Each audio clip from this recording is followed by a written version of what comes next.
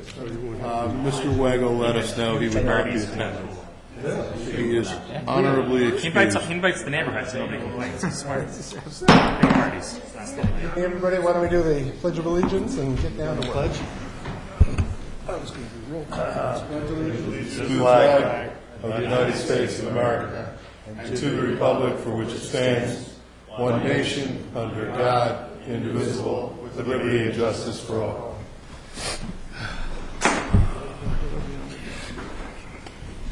Thank you for your patience tonight.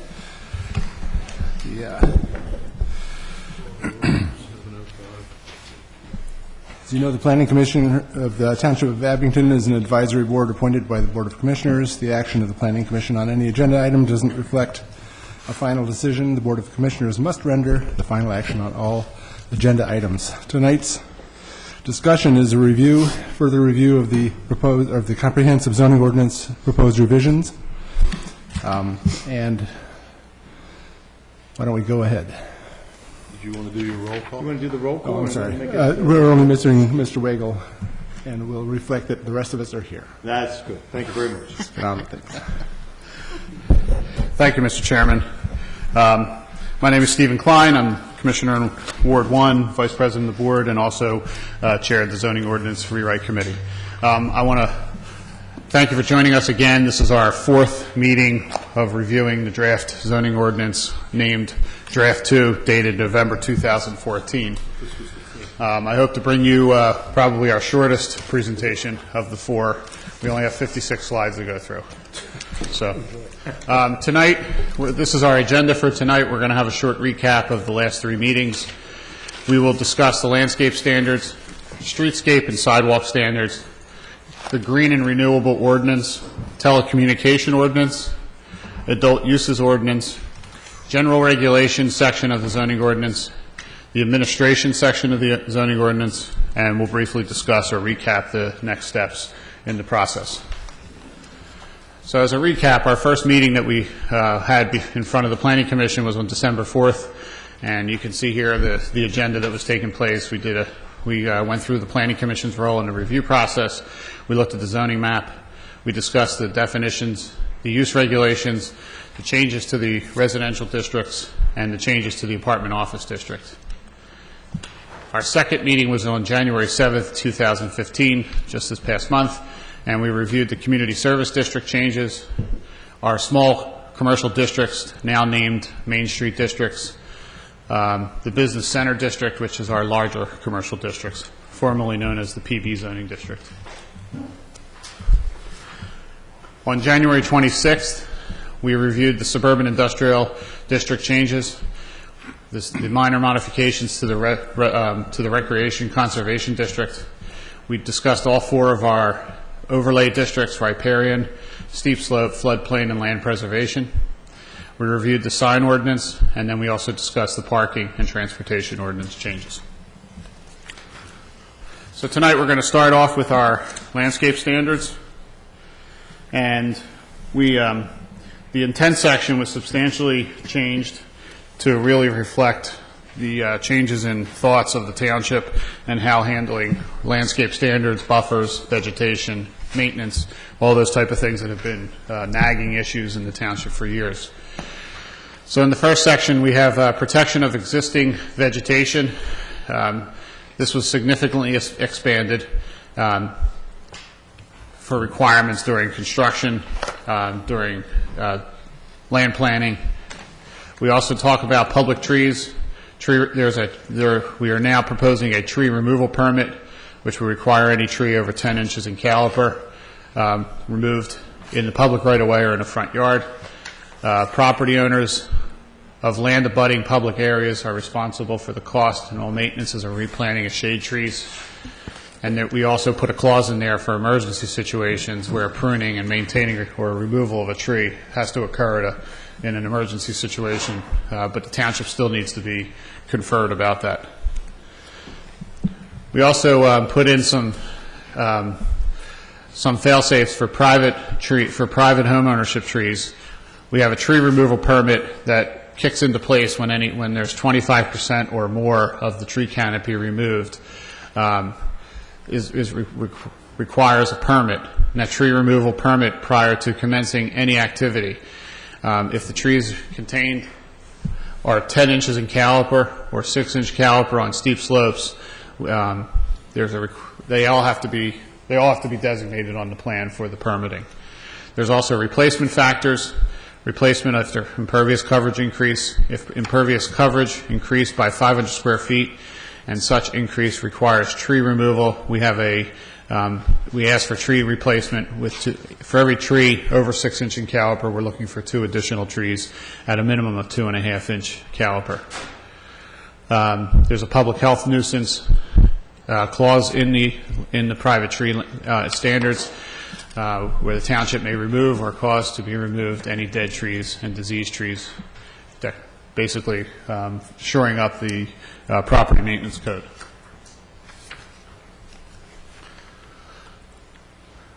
Within the landscape standards, we added substantial amount of language relating to parking lot landscaping. Previously, it had only been in the PB zoning district, which is now our BC district, and now the provisions are set into the BC district, the Main Street district, SIW, which is in Willow Grove, now have those minimum standards for parking lot islands, landscape strips, and walkways, so that we put some substantial language in there for parking lots. We also have building foundation landscape required for non-residential multifamily development, as you can see an example down in here, to try to soften the edge between the pedestrian area and the actual building face itself. Street trees required for access drives as well as streets, and specs on how they are planted, including tree pits, specifications on the tree pits to make the trees more viable. We also have buffer and screening regulations within the landscape standards. Regulations clarify type specified, consolidation into one section from multiple districts. So now instead of having it set out in different districts, we now have a common location for all the landscape standards related to buffers and screening. Further expands upon the street wall idea and chain link fences, concrete masonry, and how those are supposed to be handled from a landscape, meshing the landscape and the hard pieces together. We also created a new type of buffer table and requirement, and you'll see this in your packet. On the top, well, on the left-hand side going vertically, you have the proposed land use, everything from Roman numeral 1 to Roman numeral 5, and you can see how they correlate along the side here. And then the adjoining land use, which means you would have to check this for each property line that you have adjoining another property line. And then it tells you which landscape buffer requirement that you have to meet. Everything from low intensity, medium intensity, high intensity, to very high intensity. So now there is a specific table that allows you to recognize if a car wash is next to a residential property, you would have to match the uses with the residential property, and you would designate, and it would tell you what type of landscape buffer you're going to need. We further describe the landscape buffers, low intensity buffers intended to soften and impact land development without significantly blocking the view. Obviously, this is meant for 2 lower impact type uses next to each other. Medium intensity buffer, we give 2 separate options how this can be done. One is just in straight landscaping, option A, and the next one is a combination of landscaping and opaque walls or fences or street walls. Well, actually not street walls because they're on the street. So, but more so something hard in there, which would mean like fences or walls.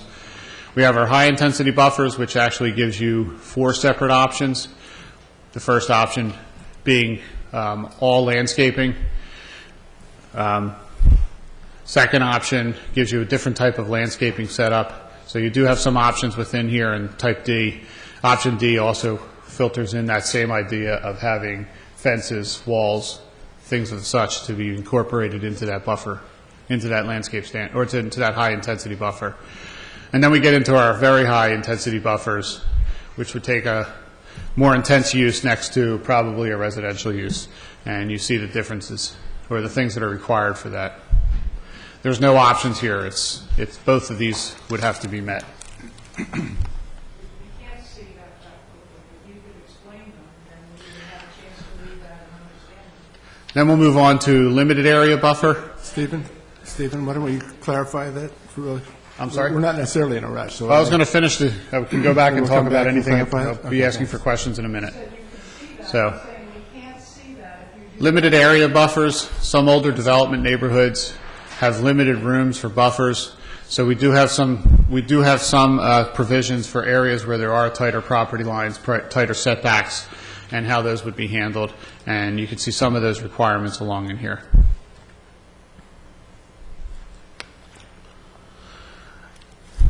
That completes the conversation on, or the proposals on landscape standards, and we're open to questions before we move on to the next section, or we can go back to any slide that anybody wishes.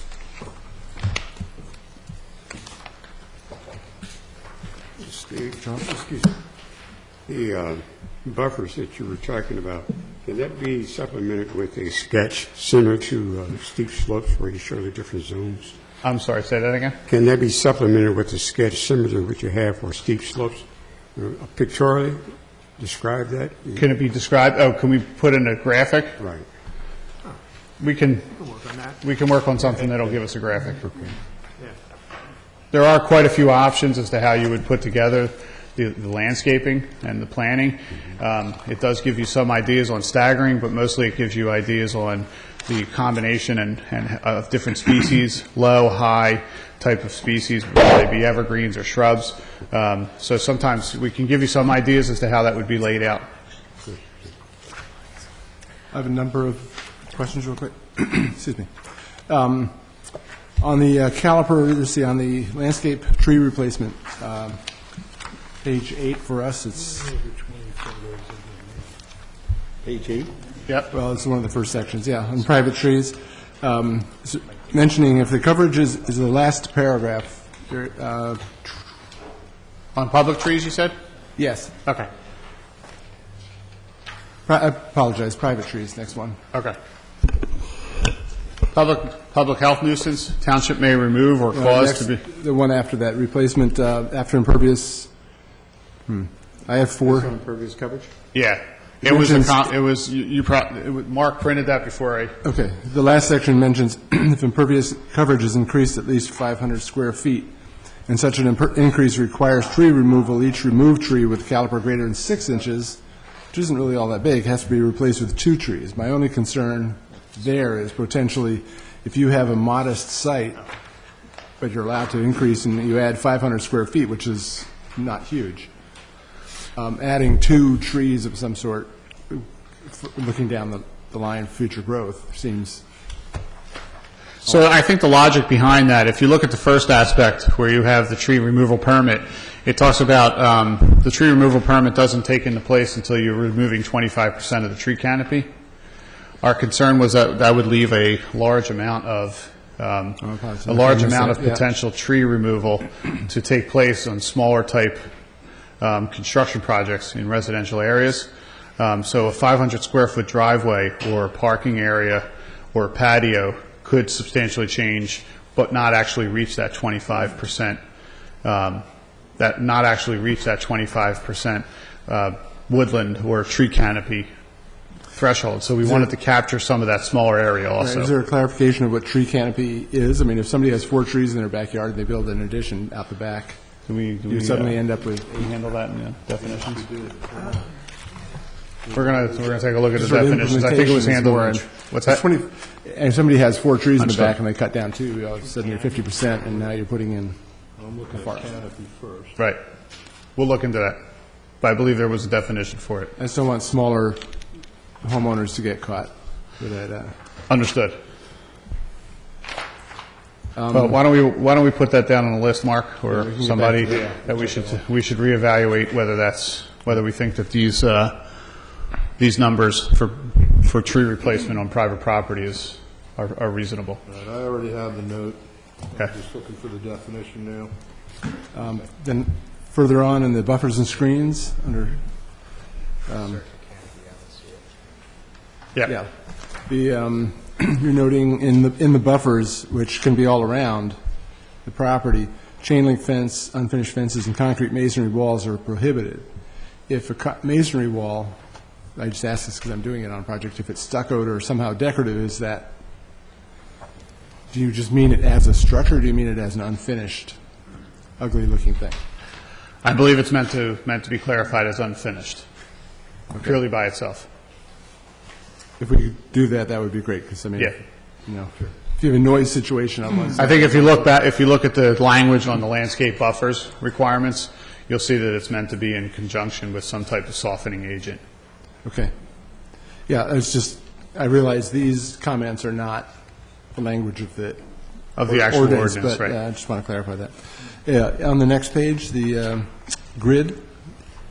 Scott? Yes. Unless I'm misreading something, if level 1 is residential and level 3 is retail or higher, it looks to me like if you go between the two, nothing's required. No So, that's correct. So remember, you're proposing the land use of number 1, which is a residential, or a mobile home. We're not including apartments or condominiums. So let's say you have a single lot that is on Ferndale, which is parallel to Old York Road, on the northern end of Old York Road. You have an empty lot and you want to build a home there. There is not a requirement for the residential property owner to construct a buffer between their property and the commercial property. They can choose to do it that way, but it's up to them in order to establish that buffer. Really, the idea of this buffer type, this buffer matrix that you see here, is to soften the effect of new development upon lesser intense uses that are adjacent. But to flip flip it is if you're building new retail next to an existing residential. Yeah, I read this as being the same thing. There's no. I think Steve is saying that you read it in one direction as the. Well, remember, only on the left-hand side is the proposed use. From the, fine, my apologies, okay. Yeah, this is not a dual set matrix. You figure out what your proposed use is, you determine which one of that is on the left-hand column, and then you match it up to the other four land uses. That makes sense. Thank you. Yep. Just to answer one of your previous questions about the definition of the word canopy, Michael and I have gotten together. The definition of woodland area that is in the ordinance speaks to the canopy. Okay. We'll make sure that we have a note down to make reference back to woodland area. Okay, that'd be great, just so people don't get caught by unexpected. Any further questions? Go ahead. Yeah, I'd like to go back to public health nuisance on page 8. Sure. And just a point of clarification, would this possibly translate into this type of scenario where a neighbor could call the township and say, my next-door neighbor has 2 trees that are dead leaning towards my house, I want them removed? And then the township would go out, look at the trees, and declare them possibly to be a public health nuisance. Is that the intent of this? We actually do that now, and Lucy, how that works out is if we have 2 neighbors that are in dispute over the health of a tree, we give the tree owner the option of obtaining a report on the tree from an arborist. If the complainant is then not happy with that arborist report, they in turn have the opportunity to hire their own arborist, since we don't have one on staff, and we let the 2 professionals battle out what the corrective action may be. Many times, and hopefully Larry will back us up, doesn't mean we take the tree down. The tree may need to be cabled, there may be a few limbs that have to be removed, but the goal isn't to just clear-cut trees. There has to be an opinion professionally. Also, we get help from Dr. Stevens and Shade Tree Commission. You know, there is our other option. Dr. Stevens has been of great help for this. Shade Tree Commission. Okay. Prior to that, it was Mr. Mott, and Okay, so we have a process in place. Yes. for this. Okay, thank you. And have been for years. Is that a codified process, or just an informal one by helpful people? well, it comes down to the point, Don, where we don't have a professional arborist on staff, and we've been very fortunate over the years to have professionals volunteer their time. In the event that someone does not want to accept the township's opinion, our environmental council, our shade tree commission, we've elevated that to allow you to obtain your own arborist. Yeah, fine, okay. Do you have something first? Go ahead. I got a quick one. The, within the street wall section, I think just adding language to remind them that subject to site triangles on the exits would be, I know a lot of engineers that would look at this and say it's prescribing it needs to be within 5 feet. You have to meet those site triangles. Yeah, and we do. You have it in there somewhere. I remember Yeah, we seeing do it. have it in there somewhere. Just but- throwing it in this section might be a Okay, good place to add sounds it. good. For 'Cause I the know even with the new Wawa, you look, it's right. kind of close. Okay, makes sense. I had a couple questions regarding, there's reference to recommended plant material. I'm sorry, say that again? There's, there's notes in here that say, go see to be determined recommended plant material list throughout. Did we get any further on that, or? We have not. It's something we've compiled some ideas on plant material. We have had some discussions on that. I believe that those have probably gone by the wayside because they are a fill-in and probably more suitable to be in the saldo. Right. So I think they will have to happen before the zoning ordinances. Well, I guess the zoning ordinance could be adopted without them in there, but the landscaping list does need to be updated from the township. Okay, or maybe have a suggested tree list as an appendice to the zoning ordinance or amend the subdivision ordinance Right. simultaneously. I think it's a relatively simple thing to Okay. put together. We just need to concentrate on that. Yeah, because I don't see too many words saying native, our preferred plants in most situations. And some of the older plant lists don't recognize the things that have occurred over the last few years. Yeah. Now, I didn't notice anything about woodland management. Like, say it's a parcel that is covered by woodlands, they're taking down 25%. And I think that's what happened across the street. They did submit a woodlands management plan, but should that be in the landscaping requirements or in the saldo, maybe? When you say woodland management, With the remaining trees, to make Oh. sure that they're properly taken care of, invasives are removed. I think That- Jackson Park, Subdivision land development. yeah, that would be Okay. that would It not be a isn't there land already? use regulation. That would be more of a land development, something that you would find in the saldo. okay, because I know we have required it before, and the applicant has provided Understood. that. Yeah, but I think that's something that you would find in the saldo as opposed to the zoning ordinance. All right, with the BMPs that we have in parking lots for infiltration, I know this is talking about the planting islands, but this wouldn't prohibit, like, the stormwater from running towards the tree instead of being, like a mountain in the, It would not. okay, so we could still do it according to the BMPs, okay. Correct. I think that might have been it for me for right now. Thank I have you. one question for you, if I may. Are you aware, is there a preferred planning list that is nationally recognized for our area? I wouldn't say nationally, but a lot of municipalities have some pretty decent ones, and Montgomery County might even have one. Oh, and the tree list, the big trees, I think there's only one in Abington, that's the Copper Beech tree at Copper Beech School. I think that's the only one that's on any particular list. We have a tickler list for the saldo, basically things that are going to be picked up in the saldo, and the tree replacement list is something that we've already put on there, and it's already made reference to the county's recommended, or the county's model recommended list, which we will have to go through and discuss with, the EAC and the Shade Tree Commission. Okay, good. Any questions from us? Ashley? Well, there's one detail on the hard copy, page 262, suburban industrial buffer. Front yard buffer shall be a minimum of 8 feet wide, and that would pertain to suburban industrial and Glenside. Larry knows that site pretty well. Is that, how does one go about enforcing that? Because that's in front of SPS, and there's no buffer there now. So It's what's... existing, actually. This is for redevelopment. Gotcha, but there's no, I guess that, okay, that answers it, that's fine. This is basically putting together requirements if the property were to redevelop. Yeah, I Yeah. understand that. Okay. All right, thanks. All right, fine. Any comments from the public, please?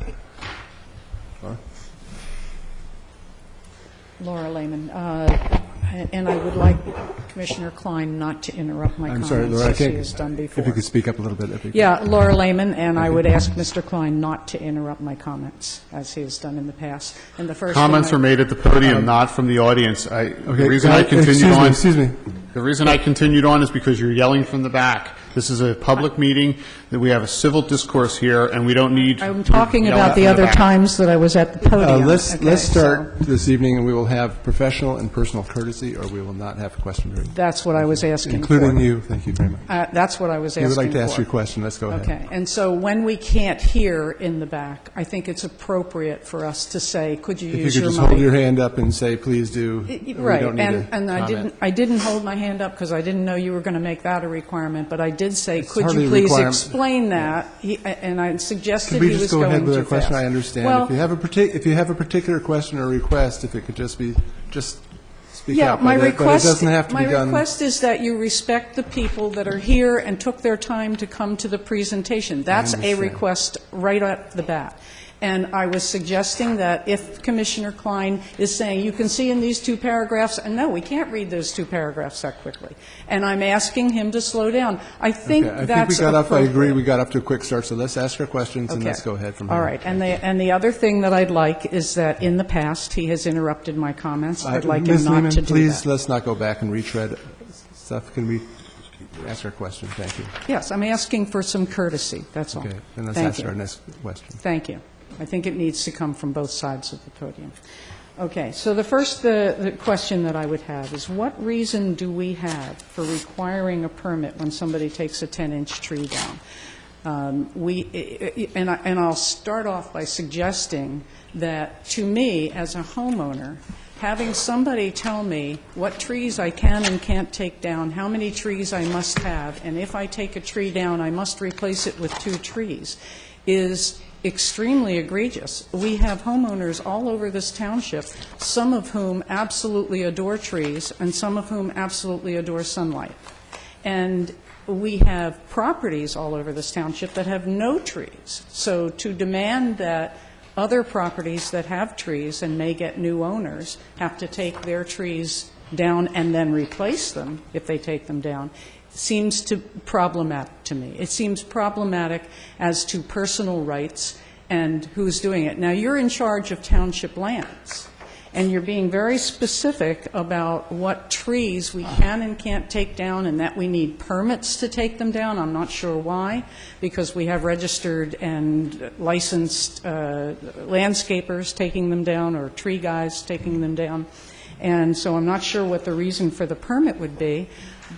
But I'm also finding it very egregious that our own township is not caring for the trees that they have while they are telling us, and I think everybody here has heard me talk about, for instance, the Boy Scout Preserve, the Nature Preserve, which is opposite the Meadowbrook train station, where the trees are literally just dying in a forest full of them.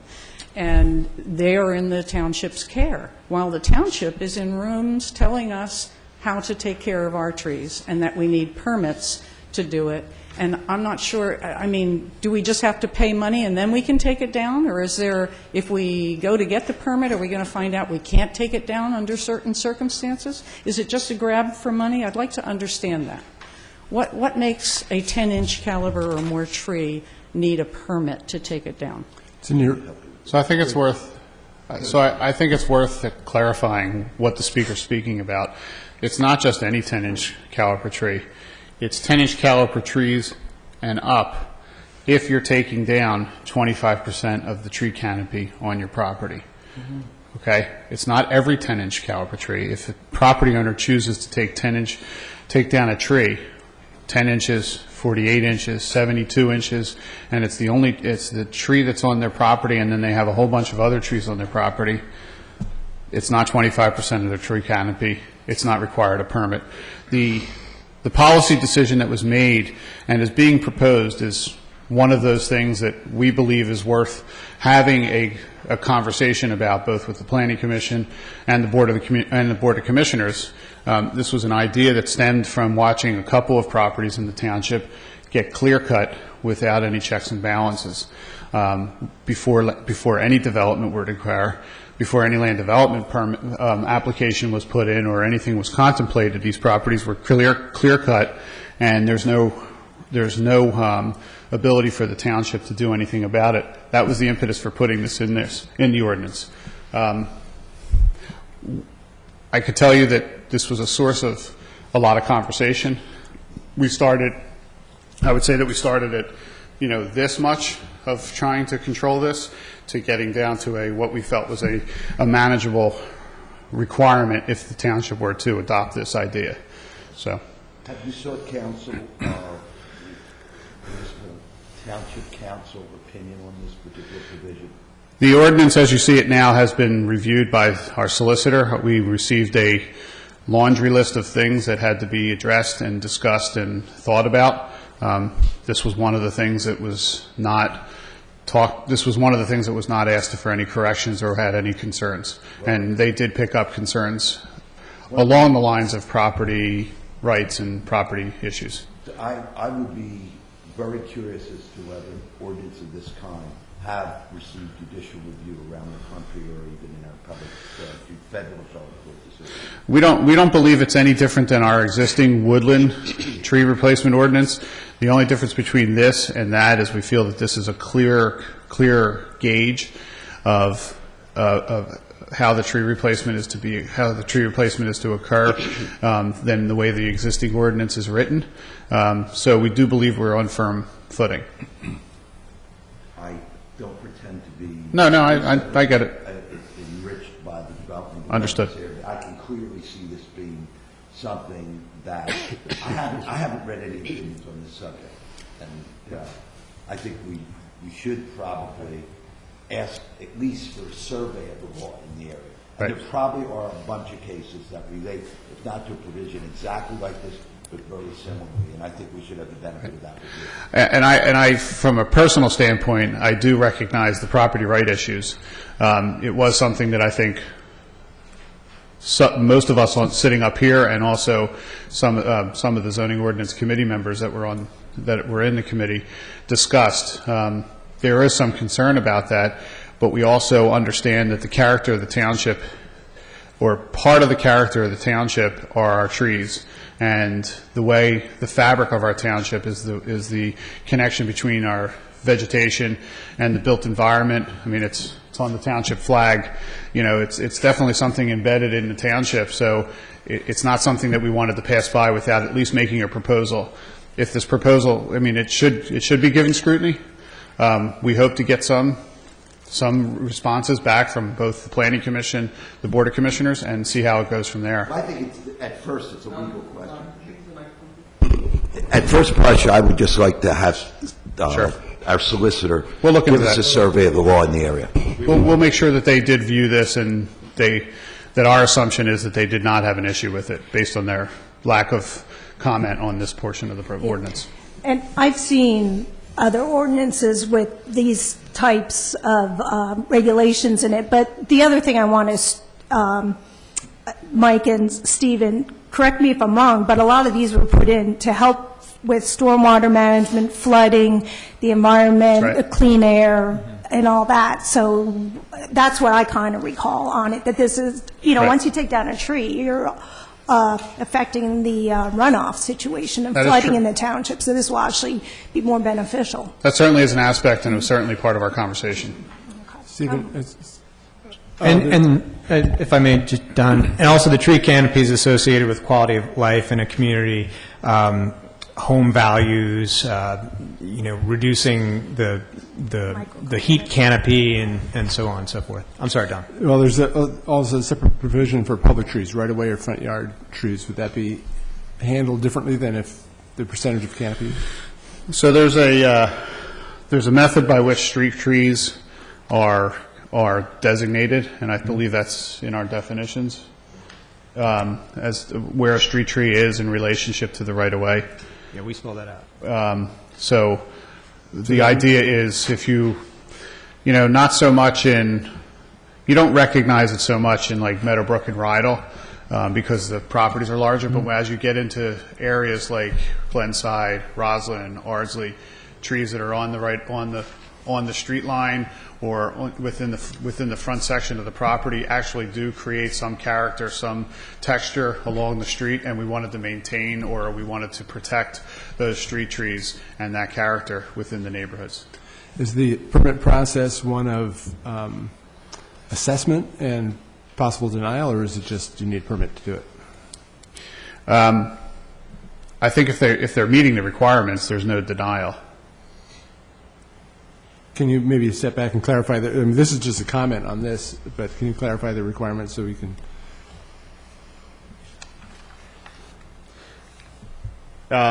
So a street tree, you have to file the permit. Right. If it's a 10-inch caliper or greater. I can't remember. Is there a tree replacement for that? I thought there was. There's one up there with the 2.5 inch calipers. So a street tree that's removed of 10 inches would have to be replaced with 2.5 or greater caliper inches. Okay. I guess the question more narrowly put, will the code enforcement officer, whoever is deemed to be responsible for making that decision, what would be the standard of their review? Do they issue the permit as a matter of right, subject to the landowner's responsibility of replacing the tree, or is there some standard which we would look to that says, well, you can't take this tree down, it's perfect.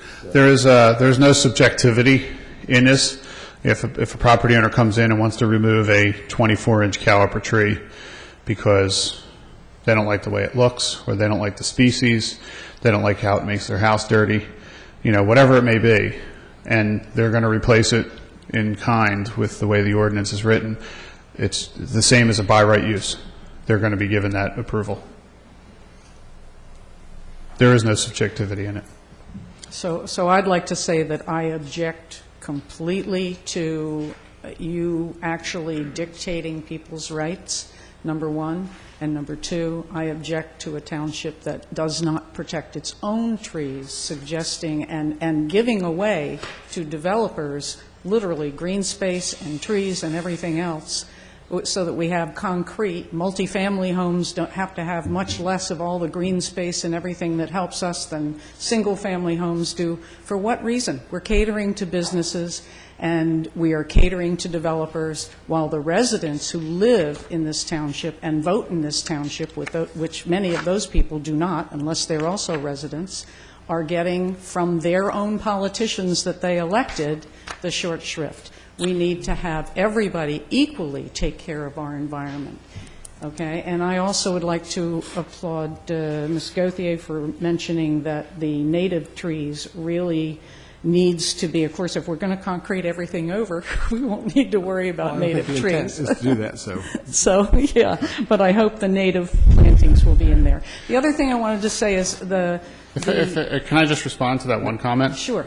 I think it's a misconception to believe that this is this requirement is primarily designated just for residential properties. It's actually quite the opposite. This is a requirement that stemmed out of irresponsible development or developers or property owners that had no intention of following the saldo or the letter of land development in the township and trying to get around it.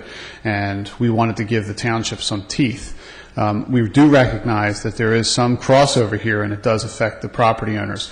But this generalization that was just talked about is not the mindset of the Zoning Ordinance Committee. It was not the mindset in our discussions. It was quite the opposite. But the fact of what happens in the approval meetings is exactly what I said. The slippery slope that I wanted to mention is when we talked about the trees that are a public nuisance, and somebody brought up the fact of the two neighbors, one saying that tree is a public nuisance. There's another feature there that's problematic with this, and that is it seems that the township is going to pay to take this tree down. So what we really have here is an opportunity for, let's say I'm a member of the township and I have a friend who wants to take a really big tree down. I can take that tree down. The township can take that tree down. We'll just have it called a nuisance. Whether a tree is a nuisance and whether a tree is in danger, we've been trying to get that designation along the backyards. My neighbor tried for years to get Commissioner Klein involved in this. The tree then fell on her backyard and part of the house. So we literally couldn't get anybody interested in dangerous trees. But now if you write it this way, the way I see it here, without some really strict regulations, you're going to have something where if I have a tree that wants to be removed and I know Commissioner Klein, I'll just say, see that tree, isn't it diseased? And he'll go, yep, that's diseased. And down that tree will come at township expense. And trees can go up to $2,000 and more, obviously, $3,000, $4,000, $5,000. So that is a very slippery slope, and I would hope that we would address that in some way.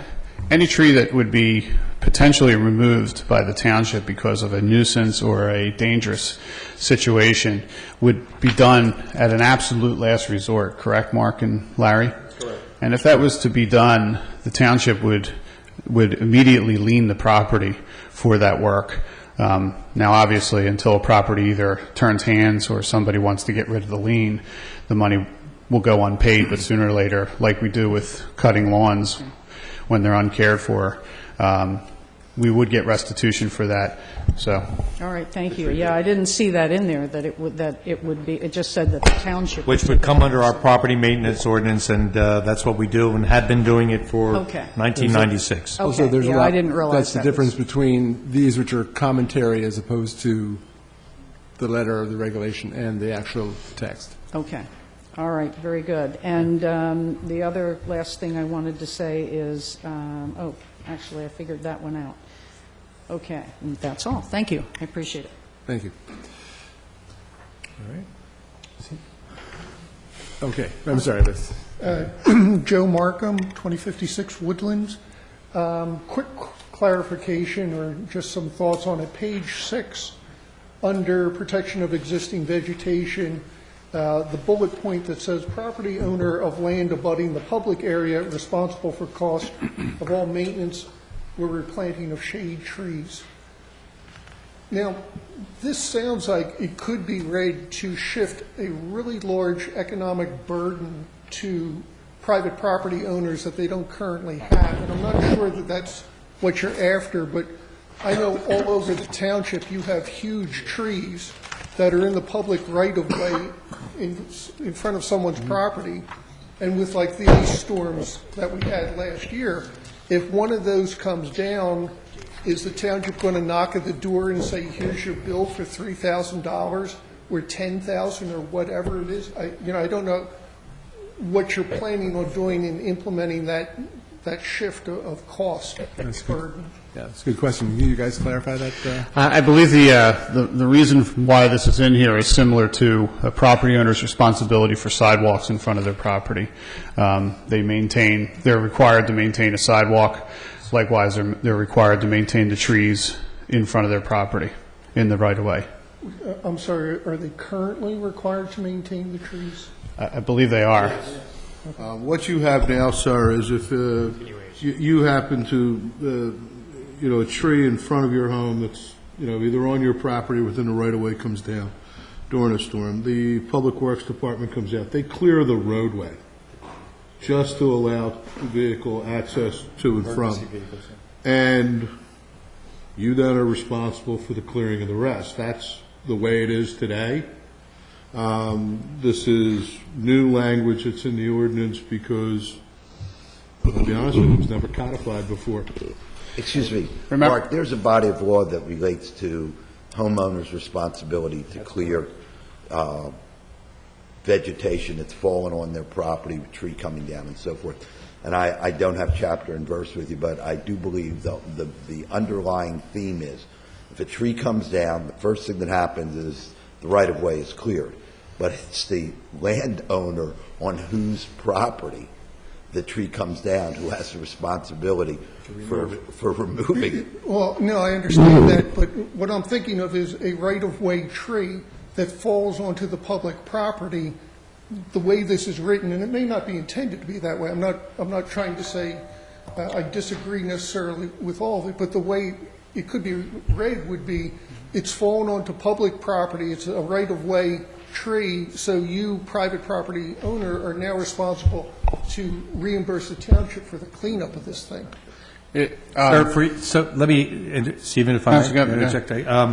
As a homeowner, sir, you own up to the street, okay? A lot of people think that right-of-way trees belong to the township or anybody else. Larry, can I just, not own, you're responsible. They're responsible, I'm excuse me. sorry. I just want to make So sure it is up to clarify your that. responsibility to remove that vegetation if it does fall into a street and whatnot. As everybody's indicated, the township will remove. We've had similar stuff, especially with the snow problems we had last year. As you recall, we had a lot of trees down. Valley Road, we had a lot of bamboo into the streets. We had to, the township highway yard removed them, but of course, everything went back onto the property that it came from. And it's up to them to clear things up. But that is, and has been, and we've always done it this way. As Mr. Rosen has indicated, you know, it is that there's some legal meaning that you have to maintain your own property. This is basically no different than the homeowner's requirement to clear a walkway within a certain period of time. Understood. Even though the walkway may not be actually on their property, they're responsible for that walkway, that frontage that's in front of their property. Right. Now, I guess just the way it's written, it sounded like the township, if it chose to, could become much more aggressive in addressing tree maintenance. I just don't know if that's what's behind it, or... Well, I think what we have, actually, Stephen, is a reading of the commentary, just the way the sentence is written, versus what may be actually... Yeah, I think the intention is that at last resort, the township would take care of something. Understand. If it becomes there are trees that fall into this category, Well, but likewise, yeah, you so, have a huge number of if properties throughout the township that Right. do. If a tree were to fall onto a sidewalk and then subsequently onto the street, the Public Works Department, as Larry and Mark have indicated, would come and remove the tree out of the street, place it onto the property owner's property, and then they're responsible for clearing it the rest of the way. If weeks or days, depending on what the time frame is, went by and no response from the property owner to remove a tree across a walkway did not occur, the township would then go out and clear that, and then the cost would go back to the property owner at that point. Okay. I don't believe this is something that the township is actively, we have, especially in these situations, have plenty of other things to do than clearing properties like that. All right, thank you. Thank you. I'm Khaki Evans from 1138 Lindsay Lane. Thank you for protecting our trees. I'm just curious, is there anywhere, I wasn't at the parking lot presentation, is there anywhere in the document where trees, besides urban gardens, are used as an incentive or a bonus to go over the percentage of canopy? Anywhere in the document? I mean, this may not be the time to ask, but, like, I was on a webinar today, and they were saying in business districts, for instance, that that have tree-lined streets, shoppers spend 12% more and also spend more time shopping. And I'm just thinking, can we use, are there any incentives we can put for trees in the document? Well, I don't think there's so much as an incentive as there is now hard requirements for landscape good plantings. requirements, but- There's also hard requirements for streetscape plantings when it comes to primary access points and landscaping along a street, an existing street, where there was not clear-cut regulations in the existing ordinance for those things. So I think we have made an attempt. I don't know that there's an incentive other than there is just basically a requirement now.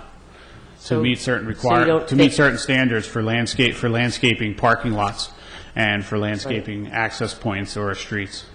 So what I'm asking, I guess, is I'm just curious, is there a way to have additional canopy and use that as an incentive? We could certainly look at Okay. how we would incentivize something along those lines. Thank you. Okay. Okay, why don't we proceed with the next section? Thank you.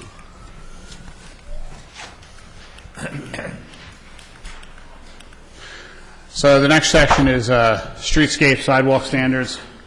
We revisit our street wall idea, which primarily looks into our small business districts and some of our BC centers, business center districts. And as we talked about, this is our low masonry walls or low fences intertwined with some type of landscaping. And you can see here there are several dimensional requirements here. A location, fence or wall must be located within 5 feet of the sidewalk. Decorative fences, we're expecting the height to be between 36 and 42 inches.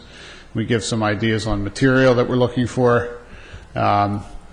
We give prescribed amount of breaks in the wall. We also have pedestrian access requirements and the width of those pedestrian access. Talk about decorative masonry walls being slightly lower. Landscaping, in the MS district extends 3 feet from the wall on street side, so we want that landscaping quality to be towards the pedestrian and towards the streetscape. Getting back to a little bit of what Kaki was talking about, dressing up the presentation of commercial development. The vegetation, we do have some ideas on that material and the spacing of that material.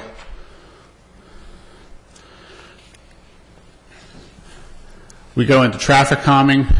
Traffic calming measures shall be implemented when prescribed by the traffic safety officer, and that is a conversation that happens almost on a regular basis with any development project. The Code Enforcement Department brings the traffic safety officer in, and those would be consistent with the handbook that's put out by PennDOT. We have requirements on street furniture, general recommendations, durability, type of furniture, consistencies with revitalization plans such as our Roslyn revitalization plan. Keswick has one, McKinley now has one, our Old York Road corridor study, we want those things to be adhered to. We have land under common ownership, shall provide waste and recycling receptacles, and we have some distances for that. Bike racks in the MS and BC districts, planners, so on and so forth. Then we get into some specifics. The MSVC, the Main Street Village Center District, talks about the residual spaces between buildings and sidewalk, because if you remember, these VC districts are in the Roslyn area and in the Keswick area, where most of those buildings come up to the sidewalk, and then the sidewalk finishes out the space between the building and the street. We have sidewalk standards. Streets fronting on sidewalks in the BC, MS, and CS district shall include a verge space. On public streets, they'll have minimum width of 8 feet in the MS district and 10 feet in the BC district, or 8 feet everywhere and 10 feet in the BC district, remembering BC is our larger commercial districts, our larger properties. Main access drives would have an 8-foot sidewalk, secondary access drives 6 feet, and alleys intended for pedestrian use 4 feet. Internal to development, the BC Business Center and Main Street districts, sidewalks must connect buildings, parking, streets, public transportation, public open space, and on-site transit stops. Basically, we want to try to not create islands for pedestrians to be stuck without a clear-cut location as to where they can transverse across a parking area. Description and decorative verges. You can see the diagram down here. Street, the verge is this landscaped or hardscape space between the walking pedestrian area and the actual curb line. Required for streets and main access drives. Intended for street trees, street furniture, and landscaping. Minimum of 25% landscaping is required. Width of the BC is 6 feet on the streets, 4 feet on access drives, and in the main street and the community service areas on Old York Road, it's 3 feet, and tree pits may extend into the sidewalk to create some texture. Is that the entire verge, including the sidewalk, or is that kind of the grass area between? The sidewalk, the verge area is only that space between the actual sidewalk and the curb line. We have crosswalk standards required at street intersections and intersections of multiple access drives, and where buildings of at least 50,000 square feet lie across an access drive from a parking area. Once again, trying to designate specific locations where pedestrians are given the ability to cross in areas where they are designated and clear-cut for vehicular traffic. Requirements are 6 to 10 feet. MS and CS on Old York Road must consist of 50% decorative, and in the BC district, 100% decorative. And with that goes through the sidewalk, the streetscape and sidewalk standards. We'll take questions on that before moving on. These are crosswalks, maybe a silly question, but crosswalks that are put in as part of an agreement with the development. They would be crosswalks that are part of, I think you're going to, it's crosswalks that are put in as part of a development, a newly developed property or parking area or building. For instance, there are crosswalks that were put in specifically on the Wawa development. Correct.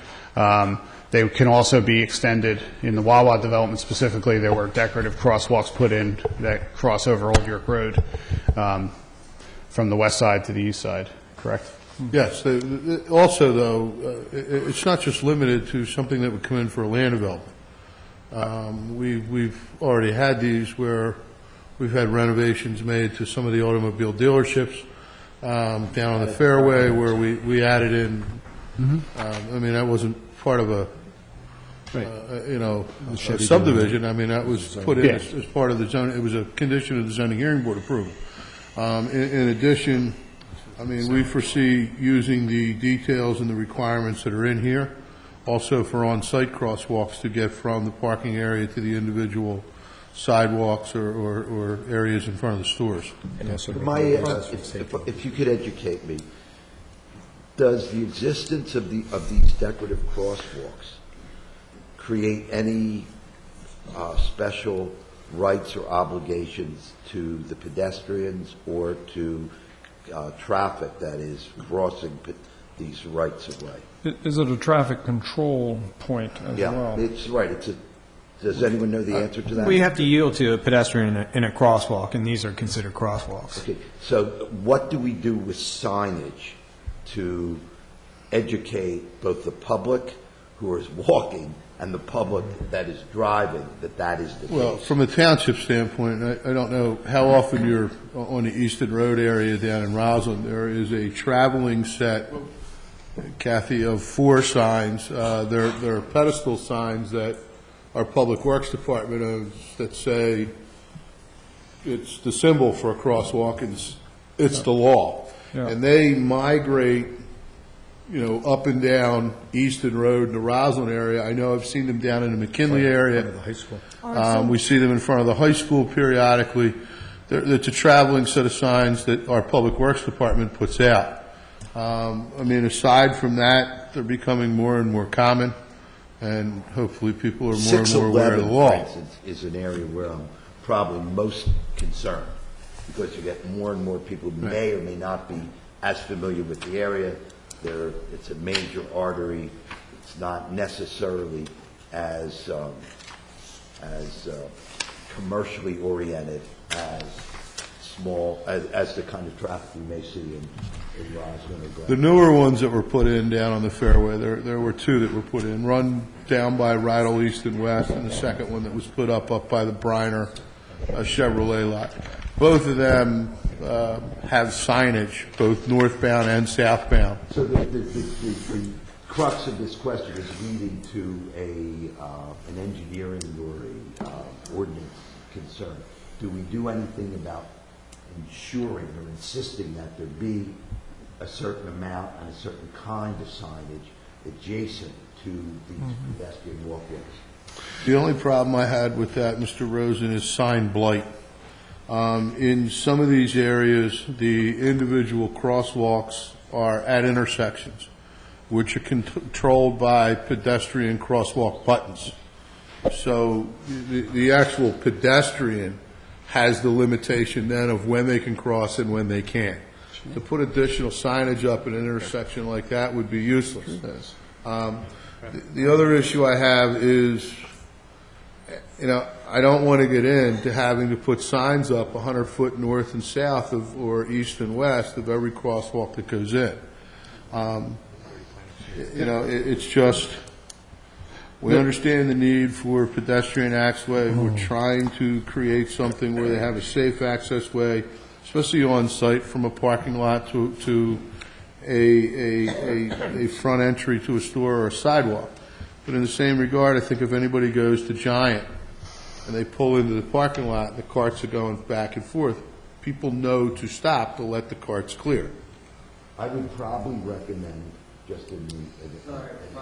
Ron, use your phone. I would probably recommend, in an exercise of maybe extraordinary caution, that it might be wise to simply speak to a highway safety engineer or someone who would speak to the appropriateness of signage in those areas, particularly where 611 is a crosswalk. Well, I would tell you that any of the streets in the township, a few years back, before my time on the board and the township made a determination that they were going to follow PennDOT standards as far as when it comes to street signage, speed limits, whatever it may be, that they're going to use PennDOT regulations as their guideline. And within that, as far as streets are concerned, there are prescribed requirements for signage for anything, but including pedestrian walkways. As far as on-site stuff that are on private property, I believe it's something that the township does take a look at from the engineering department, from the code enforcement department, and also the traffic safety officer will look at those things. Good. Yeah, it seems that the hazard would be that if people get used to using these crosswalks, expecting that traffic will yield to them, That is a concern. then you would want to make sure that traffic, in fact, is being told to yield to them. Right. I agree with you. I think the expectation for that to occur are probably on your smaller streets. I can't tell you the mindset of any pedestrian, but anybody that would just start walking across Old York Road without any regard for whether it's a red light or a green light is asking for trouble. Unfortunately, the street is not conducive to pedestrians crossing wherever they would like to, as opposed to crossing at traffic lights. Right. Okay. Any commentary? Questions? All right. What do we... Sorry, of course. So my question is just about, the buffers and the distance that we are now allowing. So you see the picture, if you'd go back to the slide on number 20, you can see, a picture of, literally, we got a tiny little bush there. That's considered a buffer. And then I would just make the comment, and not to interrupt you, but this picture was not meant to show any kind of landscaping specifically. It was purely meant as a description of what the difference between a verge, a sidewalk, and a street is. We're not representing that this is what our landscape standards meant. Actually, we are, because that's exactly what it looks like down the fairway now, which used to have very wide buffers. And what would have been nice, but I didn't want to interrupt anybody, is as we were going through this, if we could have seen what we have for buffers now and what you're putting in for buffers, because we just had a talk about how we need all this. We're going to regulate the trees on people's property because we need canopies and green space to manage stormwater and to clear the air, but we are taking buffers on properties that have almost no other, commercial properties that have almost no other green, and we're taking them from 60 feet down to what looks exactly like this down the fairway. It looks exactly like this, only this, I don't think there's the second buffer. We have the little row of hedges, and then we have the sidewalk, and then we have the street. And that is, absolutely, to me, an abomination of what this township used to be, and also the fact that that particular property owner that used to have much more green space now has less. And that's what I'm talking about, that we are reducing those kinds of things down to something that is urban-looking rather than suburban, but also doesn't equally share the burden of cleaning the air, taking care of the stormwater among all property owners, okay? So treating people equally is a great deal of what we need to do. If I could just respond, I think it's just that concern that the Township and the Zoning Ordinance Committee had in drafting the standards that require a landscaped verge, because currently we do not have that requirement. So any of these developments that the speaker was speaking about are not regulated to create a landscape verge. That is those are some of the very reasons why we've decided to put something like that into the ordinance. Just explain a verge versus the I think it was 60 feet that we had at Baderwood that went down to 20 feet in some places, or 25 feet. And we had... I don't think these are the same. It's not the same as a setback or anything I think like we're that. talking For about instance, apples. along the fairway, you have an 8-foot sidewalk and a 4-foot hedge set chunk. I think we're and that's talking it on about both apples and sides. bricks. Well, so I'm trying to So we're trying understand to expand on that. what is the verge that we're talking about that is not... So the same verge thing space, as if this is your street, where it says street and the arrow's going down to it, that's the street where the traffic would go through. You have the curb line, and then there's a landscaped area before you get to the pedestrian sidewalk. This space of the landscaped area is what we call the verge, where it says verge right here, is the landscaped area.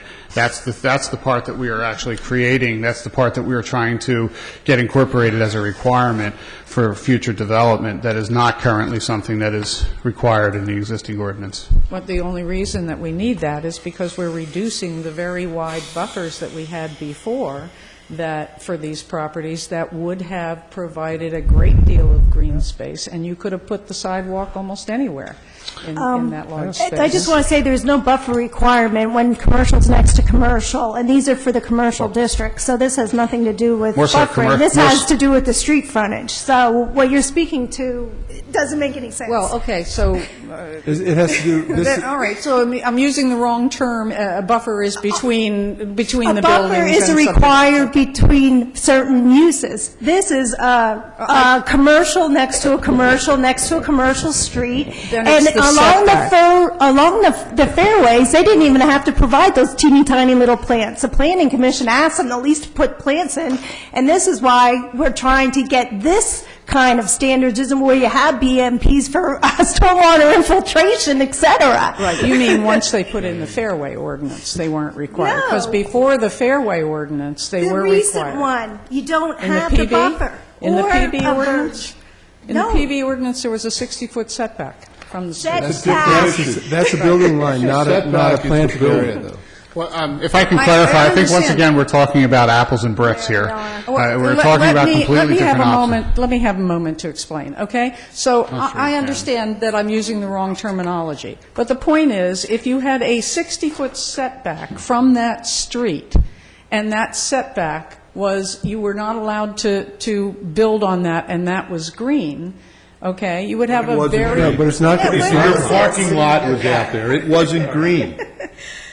Okay, You so can do The parking. building setback. Building setback. And regardless of whether you have a 60-foot or a build-to zone between 5 and 15 feet or whatever it is in any of these districts, it still does not relate to the regulation that we're talking about here, which is regardless of whether you have a 60-foot setback or a build-to zone, we still, in these commercial districts, want to require a verge space between the pedestrian traffic and the vehicular traffic.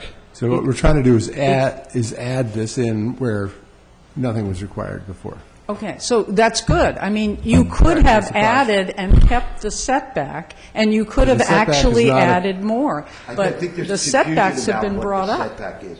With one of the Well, I ordinances- think what I'm gathering, this is a rehash of our original conversation way back in the first meeting. or maybe the second meeting. But the speaker's objection to the build-to zone being pushed, or the build-to line for commercial development being pushed closer to the street, that's a whole separate issue. I think we've discussed that before in several fashions. Once again, regardless of whether the building is right on the property line or 60 feet off, this regulation would require them to put a verge space between the pedestrian traffic, between the pedestrian walkway and the car traffic. And that's what we're trying to solve here.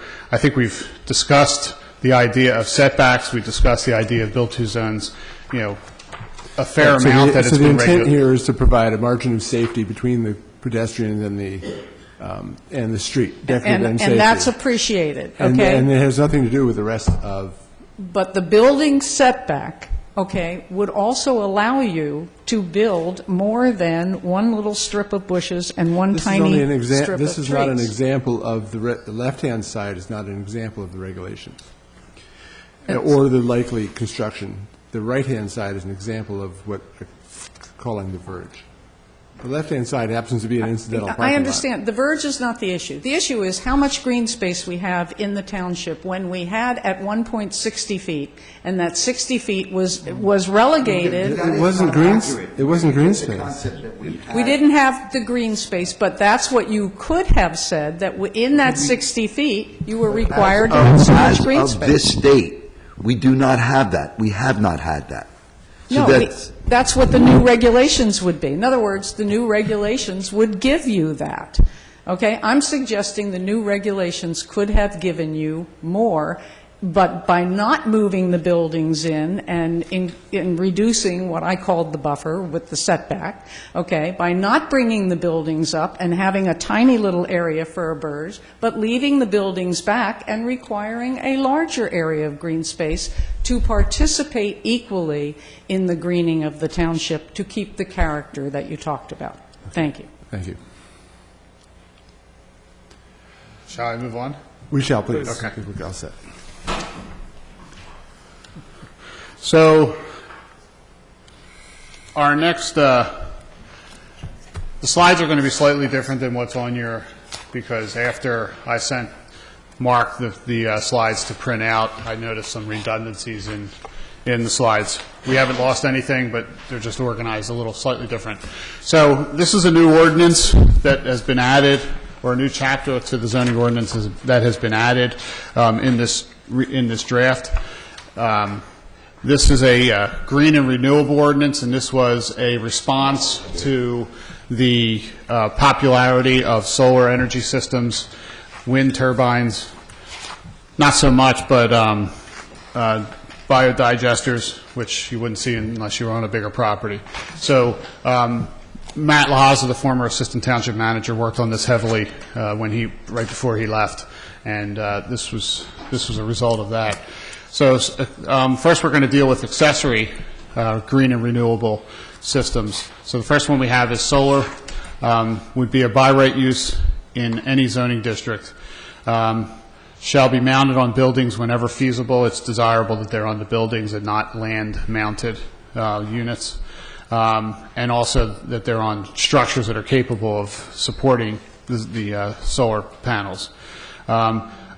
The township encourages owners to obtain solar access easements, which are easements that work with their neighbors so that a neighbor doesn't come through, or they work out a handshake agreement with their neighbor next door to them that's south of them, and they say, all right, we're not going to plant trees, and then they sell the property, and the first thing the person does is plant a tree, and their solar panels are useless. It is encouraged that property owners obtain solar access easements. It doesn't mean not having trees, it means maintaining trees at certain heights, or structures for that matter. Requires administrative approval by the zoning officer. This is basically just the same thing that Mark does on any kind of building permit or anything that comes in. Mark has to give a zoning approval. Correct, Mark? I don't want to speak for you. You're right. Yeah. You are correct. Okay. So there's two types. There is the building-mounted collector surfaces and mounted devices may not extend past the building perimeter. So you can't create additional overhangs you can't create additional overhangs from the solar panels. Or there's ground and pole-mounted units, and those would be regulated by the setbacks, the building setbacks, and would not be allowed in the front yard. So this gives you some examples.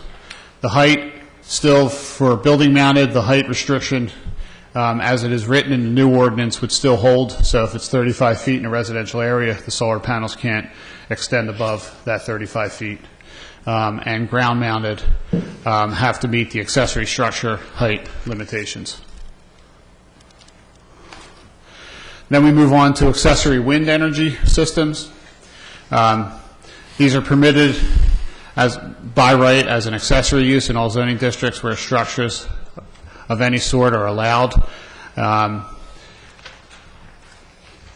setbacks are based on the height of the wind turbine, or the structure would have to be 1.1 times have to be 1.1 times the height off of the property line. So if you have a 10-foot wind pole, you need to be 11 feet off your property line. Not allowed to be in the public right of way and in the front yard setbacks. There are no limitations on the height. The height is based on basically trying to get enough wind to make them actually usable.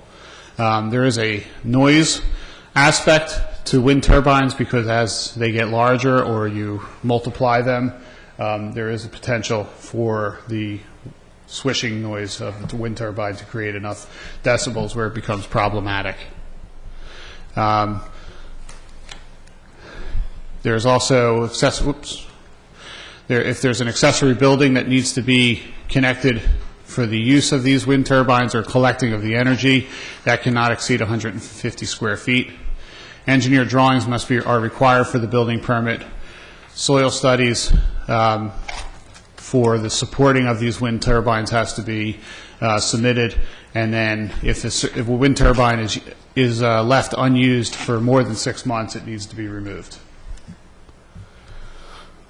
The next one is accessory anaerobic digester systems. I'm sure this is everybody's favorite topic. This is also permitted as a by right use in zoning districts where farming operations and agricultural uses are allowed. I'm not going to spend a whole lot of time on this because we do not have, I don't know of too many properties that this would fall into, but the minimum lot area is 10 acres, and we talk about DEP regulations. It has to be reviewed by the Montgomery County Conservation District. There are substantial amount of checks and balances if these systems were to be put in place. We have accessory geothermal systems permitted as an accessory use in all zoning districts. Excuse me. Design and installation of systems and boreholes shall comply with industry standards. There are two types. There's a closed-loop system, circulated fluids. Circulated fluids cannot be non-toxic or shall be non-toxic and biodegradable, excuse me. Horizontal loop systems, no greater than 20 feet deep, and the closed loops shall be installed at least 5 feet deep, contingent upon soil conditions. Setbacks, we go through the setbacks scenarios. The geothermal wells, above ground equipment may not be located in the front yard and shall meet all other zoning district setbacks. Accessory wood-fired boilers, permitted by accessory use in all zoning districts where structures of any sort are allowed. Minimum lot size, once again, we're dealing with larger properties. This is 10 acres. Setbacks have to be 150 feet from any property line. Stack height, there's regulations on the actual wood-burning stove stack height, and then it talks about permitted fuel uses, allowable fuels, and sulfur and applicable sulfur limits. Then we get into principal solar energy systems, where now instead of being an accessory to a structure or to a use, it is actually the principal use on a property. And we go through those regulations. The acreage, the proposed solar energy shall occupy less than 10 acres, but shall occupy less than 10% of a site and produce more than 10,000 kilowatts before it can be considered a principal solar energy system. Shall not count towards the maximum impervious area, but shall utilize stormwater best management practices to negate stormwater impact. It's anticipated that these solar panels would actually be up off the ground, and the way they're constructed are usually on pervious surfaces, whether they be crushed stone or left to be grass. Should be attached to a building when feasible. If not feasible, applicant must demonstrate that is so due to structural limitations, liability insurance required, and decommissioning requirements. We go through similar ideas on the wind energy systems as a principal use. We go through some technical situations on here, or technical things on here. Power lines connecting these wind turbines should be underground as opposed to being aerial. Excuse me. We also have a noise limitation, again, that same 55 decibels. Height requirements are the applicable are related to the applicable setbacks. And then a regional anaerobic digester, once again, a minimum lot size of 10 acres. This would have to go through very similar approval processes as a wastewater treatment plant would go through. And that handles that's an overview of the green and renewable ordinances, and we'll take questions on that at this point. I sat in and participated in quite a few of those meetings, and your partner from Montgomery County, John Lasher? yes, really helped out a lot on that, as well as the EAC and other people. Right. And I think it is really good. The one question I have, though, since I bring up historic now and then, for the accessory use for solar panels, should we include something that it doesn't take away from the historic integrity of a structure? Who makes that determination? Well, we do have some designated. Zoning officer. No. The answer to your question is simple. But basically, the comp plan lists some historic eligible. We do have a couple that are designated in the township. And maybe in the future, we'll have more. I don't know. I think it's safe to say that, I mean, Mark is somewhat right. It's difficult at this point in time to make designations as to what's historical and not. I think the efforts that Lucy and yourself are going through with the historical building survey for the township is something that would be an impetus to actually adding something in for those regulations. And I think once we have that information, we'll be able to become greater or narrow in on some of those ideas, and I think it's worthwhile to incorporate. I think when we get to the point where we have a historic resource survey, there are lots of examples out there of how ordinances are written. Many townships have them. The National Trust has them. So there are lots of great examples. I think we need that information first before we could figure out how to actually rein in what happens to an historical building, because right now, if we don't want it to be subjective, left up without certain guidelines, I think the historical survey is something that would give us that. Can I raise a question of the difference between historic and of historic or significant character, which is really kind of what you're after? Well, I'm willing to hold off on this until we have some kind of survey. I just know a lot of other municipalities that have historic resources say, you can have this, but it shouldn't take away from the historic integrity of the structure. It's not historic per se, or doesn't meet that threshold, but it's a significant. It's just old, but looks really cool, but it's not. Nobody died there. Ron, the only other way I've seen this, I'm sorry, not Ron, Don, the only other way I've seen this written up in ordinances is when you have a property that has a historic designation. The alternative energy process, if we're talking about solar, is limited to ground-mounted equipment.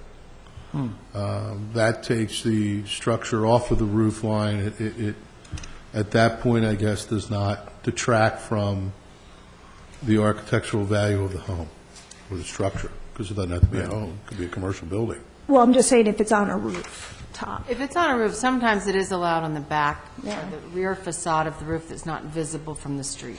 I don't think it's going to be, historic buildings are going to be rushing in to put, because they haven't. I mean, so I think there is time on this, but when I reread this, I was like, oh, we didn't really think about But then the price of oil may be $10 a year. Well, that's true. That's true. Actually, I had a quick question that may reflect on both of that. In the initial paragraph you had, section you had on setbacks, building-mounted collector surface and mounting devices may not extend past the building perimeter. Now, there's a considerable amount of newish technology that allows integration of some of this into roofs, finished roofs, metal roofs, et cetera, and there may be times when a canopy or something would be viable for an installation like this. So are we looking at, and I hate to piecemeal little stuff, but then you're going to run into this kind of stuff as technology develops. I think the intention is that, I think the caution that's put into the zoning ordinance is that just because you're given the ability to have solar panels doesn't mean that you could go beyond the building envelope or setbacks for that matter. I think if it's part of the structure, if it's within the setbacks, and it's integrated into the actual building architecture, I don't think that's an issue. I think this is more of a catch-all for somebody who wants to setting up a traditional panel. Exactly. Sorry, go ahead. The wind turbines in residential areas, if they conform to the 1.1 to 1 height, then they can be any height? There's no limitation to the height, even in residential areas? That's correct. There is a fine balance here with wind turbines. I mean, especially going back to what we talked about, the character of the township with the trees and such in our neighborhoods. Unless a wind turbine is actually tall enough, it's not going to pick up wind and will be useless to whoever puts it in. I think you will find that due to those regulations that wind turbines will be primarily available only to larger properties. It's just the nature of the way they operate, and I think in fairness to neighboring properties, to reduce that setback requirement and to allow for wind turbines to be closer and not associated with their height I think is an undue burden on neighboring properties, and it does take it away from being on smaller properties, but I think that's unfortunately something that has to be done. Okay, thanks. Where did the decibel requirement come? Because it's... I believe that, I was not involved in those conversations, but I believe that's an industry standard of the 55 decibels. It's also the standards within your noise ordinance today for any type of mechanical equipment. Fine, okay. Right. So it's consistent with other, okay. And that's measured at the property line. So, fine. That is correct. Okay. Yeah. Actually, at the exterior of an occupied building. Yeah. Do So, we have any comments from the board? In public? Lehman? So one of the questions I had was about what you just brought up, the 55 decibels. I know at St. Michael's we had that issue with decibels, and at 55 decibels they can hear that. They had music going, outside, and they could hear that all day long. So it's a real concern with something like a wind turbine that would be a noise that you'd hear constantly. So I don't know. I guess they have some sort of a right to have, what our maximum decibel level is, but boy, if you had that going all the time, I don't know if there's anything we can do about that, but that would be a concern. The other thing that, I don't even know if we could do something about this, but one of the things that I see happening here is that we have, the wind turbines, we have biodigesters, and we have the wood burning thing, that's another issue altogether. But you have things that are on the property that actually, may create a problem. When they're on public properties, they often make that public property later unsellable because the cost of removal of something like that is so expensive that you can't sell it, and we end up with blighted properties that sit forever. And then we make concessions to get people in there. And I wonder if there's not a way of maybe recommending a removal fee of the equipment be paid each year, a small part of a removal fee. So after 15 or 20 years, there actually would be an escrow account with the money to remove that and not have a blighted property. I don't know if that's even possible, but it's just a thought. And the other thing is the wood burning thing. I'm not quite sure how, I haven't looked at that thoroughly, but how does that not violate when we're not allowed to burn leaves or anything? I don't understand how that doesn't violate. There are high-efficiency boiler scenarios, sort of if you took one of these tables and stood it on end maybe, or made that box out of it. It doesn't. The answer to your question is it's not open burning. It's not open burning, so there's no sparks, there's smoke, et cetera. But does it capture, does it not release the a discharge into the air that would be... Well, it's the same as having a fire in your house, but a heck of a lot more efficient. That's right. If you lit a fire in your living room. And besides that, the open burning ordinance in the township has an exemption for heat-producing appliances, which this is considered a heat-producing appliance. So it's kind of like a giant pellet stove people get, where you super, super high efficiency and and minimal output, so you're not talking about a smoking leaf pile. All right, It's my understanding, too, the state requires us to have that in our ordinance. Right, it's also 10 acres. Right, and it has to be in. Right. Sir. Joe Markham again. Quick question, because I've had firsthand experience with it. I love solar power, but as an accessory use to a building, if the building catches on fire and the firemen come, they disconnect the public power coming into the building, but the solar panel stays on. And if it's one small panel, not a problem. But if you have a large array that's essentially feeding electricity back into the grid, you have a real problem for the fire departments that have to deal with this. I don't think the National Electrical Code, although they have the technology, has put into it yet that you have to be able to disconnect the series. In other words, each panel would still be producing power, but it wouldn't be cumulative so that someone could be electrocuted in trying to extinguish a fire. I don't know if the township has anything dealing with that in their electrical code, or if this is even the appropriate way of doing it, but it's something you should be aware of because it becomes a very hazardous situation. No, I've run into that in when you're reading about the NEC or National Electrical Code or various issues that are coming up in commercial construction and residential construction is an issue. I think we should make a note of that to see what kind of safety cutoff capability is allowable from a life safety standpoint for the fire department. My only comment to that is, yes, it's important, but no, it doesn't find a place in the zoning ordinance. I think it's more of a construction standard. It's more of a permitting standard and a review of whomever it might be, a third-party reviewer or a fire marshal, whomever, but it is not a standard that should be put in the zoning ordinance. And I agree with Commissioner Klein. It's just that I don't think the National Electrical Code addresses that specific issue, and maybe the township should have a look at it to see if they can deal with it.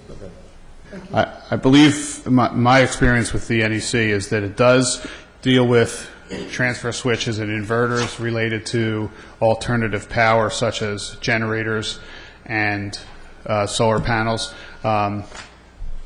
There are requirements for equipment. I don't know if they indeed. Can we let's we don't have to worry about it. Can we just pass a note down to whether the fire marshal or whomever to? I totally agree. I think just in that standpoint, just to make sure so we can at least backdoor a safety provision. Thank you. Good idea. Thank you. I just have I know I worked on this section, so I apologize for asking a question, but for accessory solar, Can you clarify structural limitations of building? Would that include like shade on the building or the orientation of the building? No, that's the structural integrity of the building. In other words, the weight of the equipment and the snow load of the equipment that's proposed to be placed there, that the framing is adequate to support the load that's being asked to So if take I in. had trees, that would be grounds for having a ground, that would be ground for an exception to have it, on the, not on the roof. Would that qualify? If I had shade or the orientation of the building wasn't conducive to having it? Yeah, I think if you could, the standards are that if you could show just cause for not being able to put it on your building, then you would be able to look into a ground-mounted situation. If I had shade in the backyard but a lot of sun in the front yard, would I be permitted to put it in the front yard or no? No. No. That's what I want to know. Okay.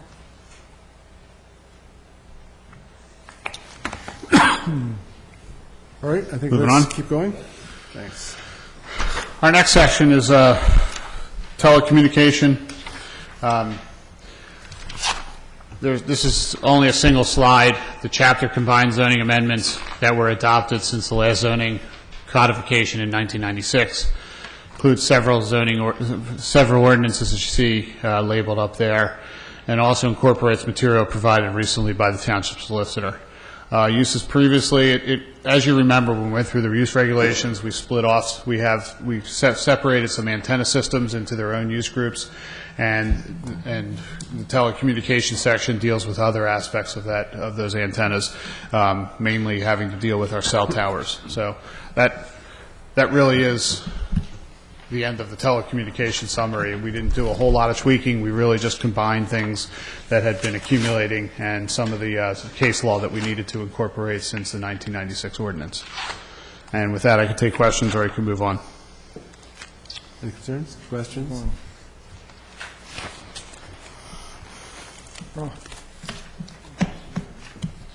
So this is about as brief as it gets, and we had an awful lot of residents that were concerned about the cell phone towers and the antennas and all of that stuff. So have we addressed all of those concerns? Because this is so short, I'm not sure what we've done. What concerns? Well, that's my question. I mean, we've had an ordinance in place You would have received all the concerns. Let me finish. We've had an ordinance in place since 1997. We've had exactly 3 zoning hearing board applications for freestanding monopoles, all of which the zoning hearing board has denied, 2 of which have been appealed and upheld by the superior courts. So we have over 200 pieces of equipment in this township that provide you the use of your phone and laptops and everything else. Right. And we have exactly 4 monopoles, 2 of which that were put in prior to an ordinance, 2 have been put in by variance since the adoption of ordinances. The directive to the Code Enforcement Department many years ago was to try to enforce Ordinance 1800 over and above everything else, which requires us to try to place this equipment on existing features that already exist around the township. That's why you see so many pieces of equipment on the top of the water towers, on the tops of Abington Hospital, Holy Redeemer Hospital, the Pavilion, the Plaza, the Benson, church steeples. We've hidden this stuff everywhere we could possibly put it legally within the ordinance to cut down on monopoles. Believe me when I tell you this is the best ordinance that we've come across, and we've looked at hundreds of them. Right, okay. All right, good. That answers it. Thank you very much. Thank you. All right, Shall I move on to everybody's favorite? Yes. I think so. Adult use ordinance. Huh? Can I present this one? Sure. No changes to the adult ordinance. You don't want to overextend yourself? The group does have one recommendation. The draft that you see in front of us only deals with adult uses as you know them, which would be our ordinance that deals with adult video stores, adult cabarets, those types of things. It would be the recommendation from staff that we also add in our illustrious, what's commonly referred to as the SOB ordinance, our sexually oriented business, which is our massage ordinance, and include that in with this section of the ordinance under adult uses. Take it out from underneath the separate ordinance it's in now and include it in with the zoning ordinance, since Larry and I end up with enforcement of it now. Yeah. And I can, It sounds reasonable. Is that like a spa massage? I mean, yes, we have a massage ordinance, and then we have adult business ordinance as well. Stuff like that. so the spa massage would be, Incorporated in with the new section of the ordinance. Right now, Kathy, there are two standalone ordinances. There's the massage therapy ordinance, and there's the sexually oriented business ordinance. The sexually oriented business ordinance has been incorporated into the draft that we've all seen. It's our recommendation to also include the massage ordinance in there as it's written today. We're not proposing any changes to it. We'd like to keep the licensing requirements, the background checks, all the checks and balances that are in there the same, but just incorporated in with the ordinance under the heading of adult uses. I think it sounds like a very good idea. I'm done. All right. That's a shame. That's all there is to that. Any questions on adult uses? and I know we have at least... We only added one property in the township that can have adult uses, and that's on Kenmore Avenue. Okay. Don't even listen to it.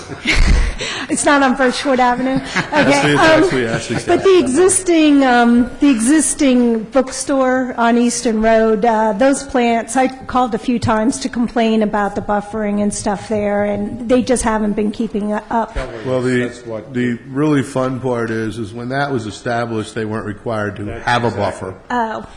The current owner That's why put we in have the ordinance, because of that. put in the planning boxes in order to try to appease the two local ward commissioners that were there at the time. As they've been planted and replanted, the current owner is the original owner. He claims the bushes have been sprayed. He's planted them several times. Again, there's no requirement in the ordinance that they be there. But property maintenance? Maybe? And right now, they're empty Well, boxes. now, yeah, okay. I mean, it's kind of hard to, you're going to maintain an empty box? Stephen? Any other questions on adult uses? I think let's, no. Now I'm going to move on to the general regulations section. These next two sections, the general regulations and the administrative, are more of the nuts and bolts aspects of the zoning ordinance. So the first part of this talks about commercial subdivisions. No retail uses shall be permitted on the second and third floor of any existing commercial use.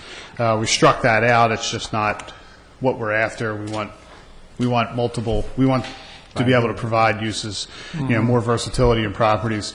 And then commercial subdivision, a new address must not be assigned to a new use unless the building is converted as a condominium or property is subdivided.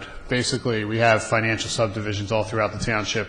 Unless they are formally subdivided in a financial aspect, which means like a condominium setup, or specifically subdivided through the subdivision process and recorded, they can't get separate addresses. Our community security standards, we have stricken most of, if not all of that out of there, and this dealt with regulations for 24-hour windows or things along those lines, and some of these standards are picked up in other portions of the zoning ordinance, and some of these standards go well beyond the regulations that the township should be imposing upon a business. I mean, once again, it gets it back into a business's best management practices, and we don't want to start regulating specifics like that. Property abandonment, whenever a building structure or a use is abandoned for more than a seasonal or temporary period, no longer than 3 months, the building and site shall be secured. This corresponds with the property maintenance ordinance, just trying to make sure abandoned buildings are not left hazards for the community. And then that was it. We became more succinct. We got rid of some of the other language that's in here. Some of the stuff is picked up, most of the stuff, as far as the grass height, broken windows, debris left on the property, fences in disrepair are all handled in the property maintenance ordinance. Density calculations, we reduced this section to really just boil down to the necessities, how density is required, statement that density is not guaranteed on a property. It's basically a sum of the takeaways of easements and right-of-ways and whatever, and you're not guaranteed the density just based on your gross lot size. And then it also talks about Florida area ratio. I just can't get that word out. Display and storage of goods. Note outside display and storage of goods. The proposed code contains identical language to that in the existing code. The existing code will likely be changed in the coming months. The language of the new code should be amended accordingly. So there's some things that we still have to discuss as far as the display of storage of goods on the property. Height exceptions, parapets shall extend no higher than 48 inches above the roof line. I think the way the building height designation occurs, somebody could easily get away with increasing their building height and taking advantage of the parapet wall height, so to raise the height of their building. So we do have a designation, we do have a restriction in there for the parapet heights. Is that a consistent level, or is it ornamentation or in a particular spot? Or I think it would be, I don't remember exactly how it's worded, but I believe it's based on the similar idea as the building height, which would be an average along the building. Where did that come from? Was that as a way to, because it, on the face of it, you may want a higher parapet to shield machinery, et cetera, et cetera?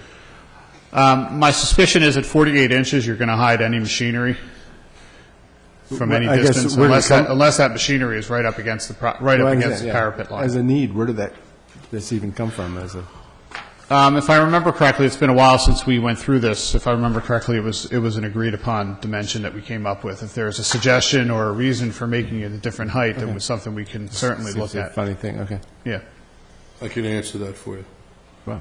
The reason we went to 48 inches was to try to cover a lot of the mechanical equipment that's up on the roofs. We've had some very large air handlers that have gone on. Right. And the standard little 18 to 24-inch parapet just doesn't screen it. So we were looking... So this is actually a loosening of things to allow a taller parapet, not a control of excessive parapet. I don't understand. Well, I mean, I think it's a combination of both. I mean, we certainly don't want to take advantage of building heights with excessive high parapets, because a building height is measured to a certain location. Yeah, okay, fine. Okay, good. Thank you. Light standards. The original, some of the original text was vague and unenforceable, so we boiled it down to some specifics. Maximum height parking lot standards reduced from 20 to 18 feet. No pedestrian light standards may exceed 14 feet. All lighting now required to be full cutoff design, which means no bleeding of light onto streets or adjacent properties. Lighting design is a recommended design to be designed to be compatible with the rest of the development architecture material. We also have language in there about it meeting the requirements of any revitalization plans that are incorporated into the township's comprehensive plan. Lighting standards, protection of residential uses. Lighting shall be set back at least 20 feet from the property line and should be no higher than 10 feet. In the AO district, lighting poles cannot exceed 12 feet in height and must be set back at least 20 feet from single-family residential property lines and may not shine light onto abutting properties, once again, the cutoff design.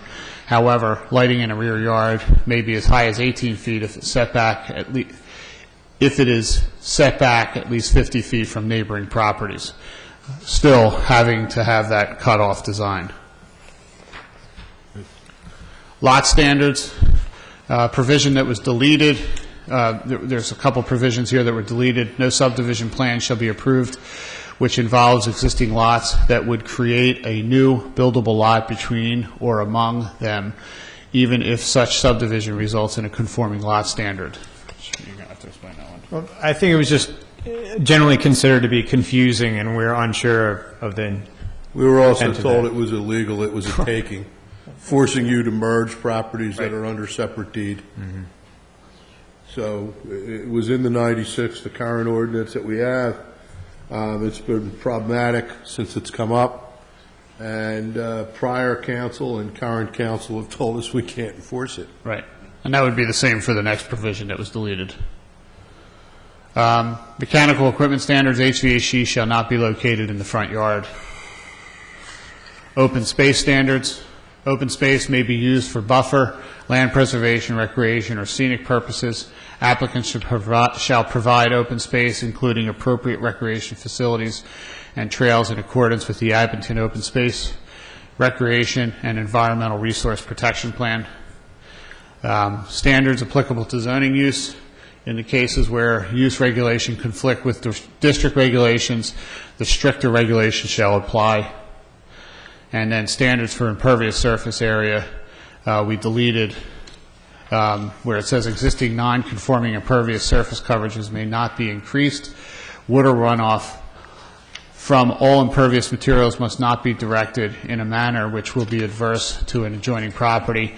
The main reason this was taken out was because we do now have we have stricter regulations on stormwater management based on MS4 requirements and DEP that exceed any of the language that was already in here.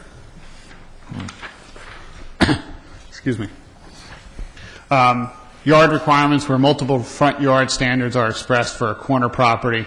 For example, 50 feet and 40 feet setbacks in an R1 low density.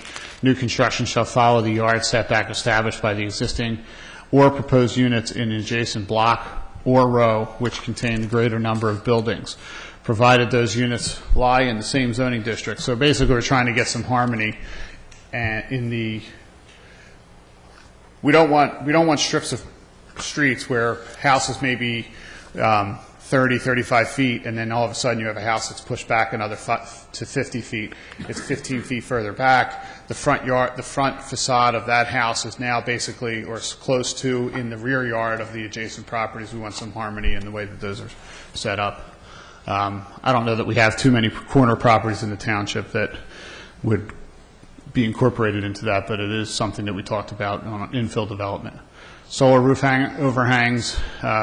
Once again, this goes back to the green and renewable energy chapter. Zoning standards applicable to streets and driveways. No driveway shall be more than 20 feet wide. We just need to make one revision there and remove the word streets. Right. Because the minimum width of a street for two-way traffic is 24 feet. Yeah. And that takes care of the changes to the general regulations, part of the ordinance. And we'll take questions. Comments, questions? Just a quick one, Commissioner Klein, page 40, community security standards, under property abandonment. Yep. I'm not sure you want the word "not" in there.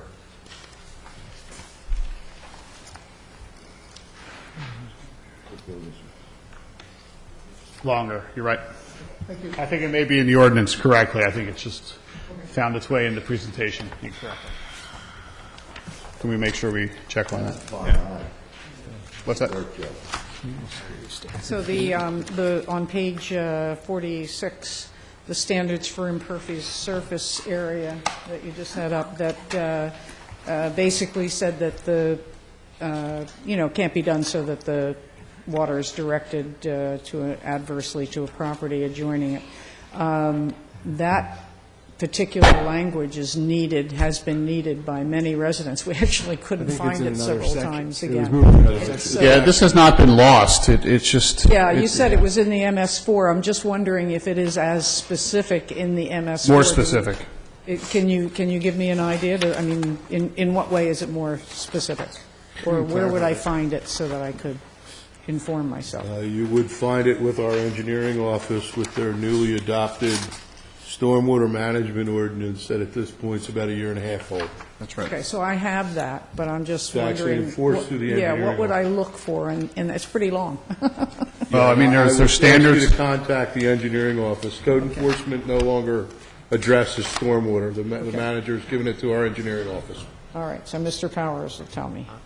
Yeah, and I mean, if I can respond to that, I mean, the reason we can't answer specific questions is because there are regulations in and out of that stormwater management ordinance that relate to the questions that you're asking, from everything from the way that a developer or a property owner is now to treat any increase in impervious coverage, how they are supposed to address discharge of stormwater to their neighbor or not to their neighboring properties is all throughout that ordinance. I mean, much more strict than the way the previous zoning ordinance had written it.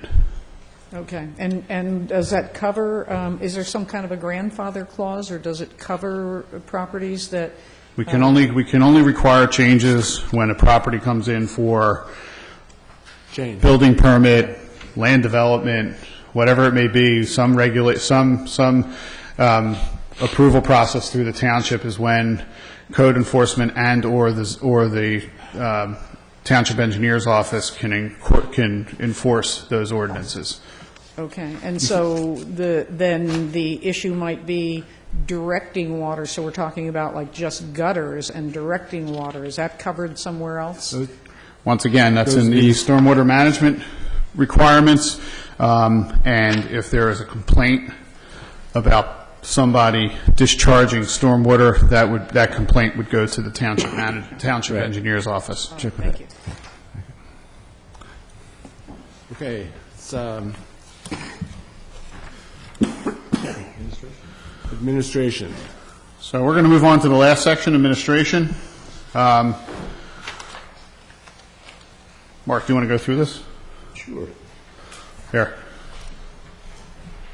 Use it carefully. Use it carefully. Okay, there were not a whole lot of changes to the administrative section. All right, we're right where we need to be, page 49. We removed the maintain a list of all non-conforming properties within the township. The reason that was done was pretty specific. The minute that we adopted Ordinance 1775, increasing minimum lot area from 5,000 square foot to 7,500 square feet, pretty much made just about 70% of our properties non-conforming. There was some mergers to the language that went in there. We merged the requirements of forward applications to all other staff and review parties for comments. We do that now, and it just made sense to actually add it into the ordinance. You'll see other things in there. The direction of the Board of Commissioners to issue citations on their behalf. That language is in there now. It's been merged into one section. It used to be in 3 different sections, so now it's in one place. And at the direction of the Board of Commissioners to appear at hearings and the like, for the same reason. The current ordinance appears several different places. Now it's in one portion. We added language for a use permit requiring occupancy permits to be displayed. We never had that before. We'd like to see them up on the wall. Moving to page 50, we made no changes whatsoever to the frontage and storm drainage. For the same reason you heard about earlier, there's now a stormwater management ordinance that superseded this. Occupancy permits remained unchanged. Signs, we did add some language to the signs referring to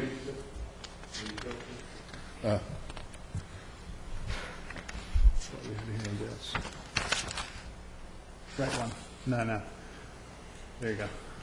Where are we at? We're on 50. We added some language within the signs in section 2200. Those additions, I do not know what they were offhand. Stephen didn't spell them out, but let's see. I didn't review that section, did I? Administration, did I do that one? Why don't you help him out there?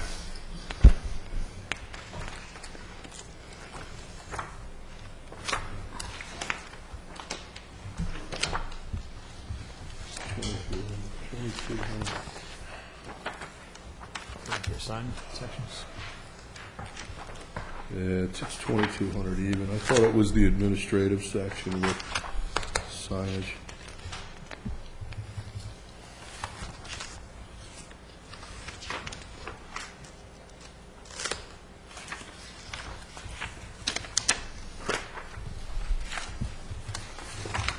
Maybe towards the end of the sign chapter.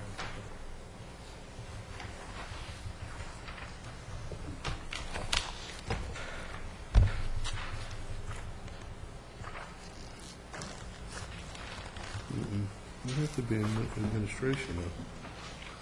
All right, let me move on, and we'll find that section for you. Look in, what's his name, the administration section, see if we make any reference to section 2200. Okay.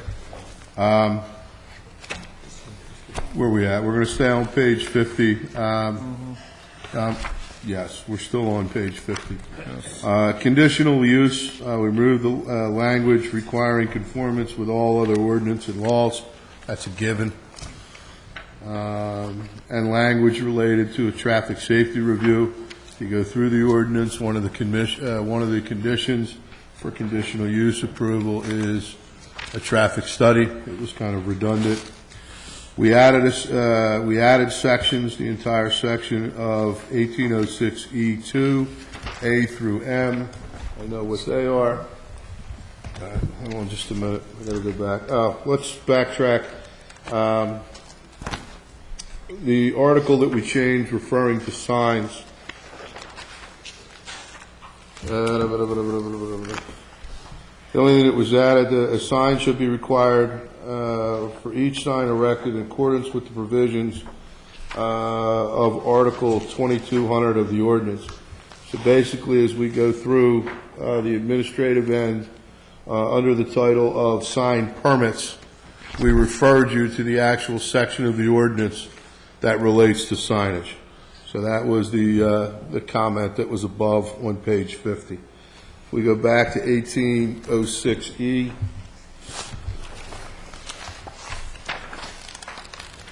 we've added in the sections of A through M. They're listed, and it is the name and address of the establishment. These are requirements for conditional use that must be on the application.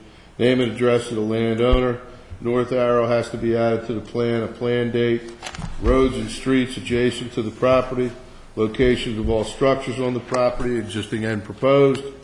Zoning classification for the property. Proposed hours of operation.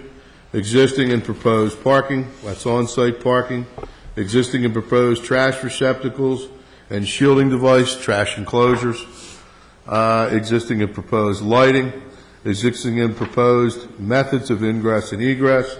Existing and proposed fencing, buffering, and landscaping. So that's all been added.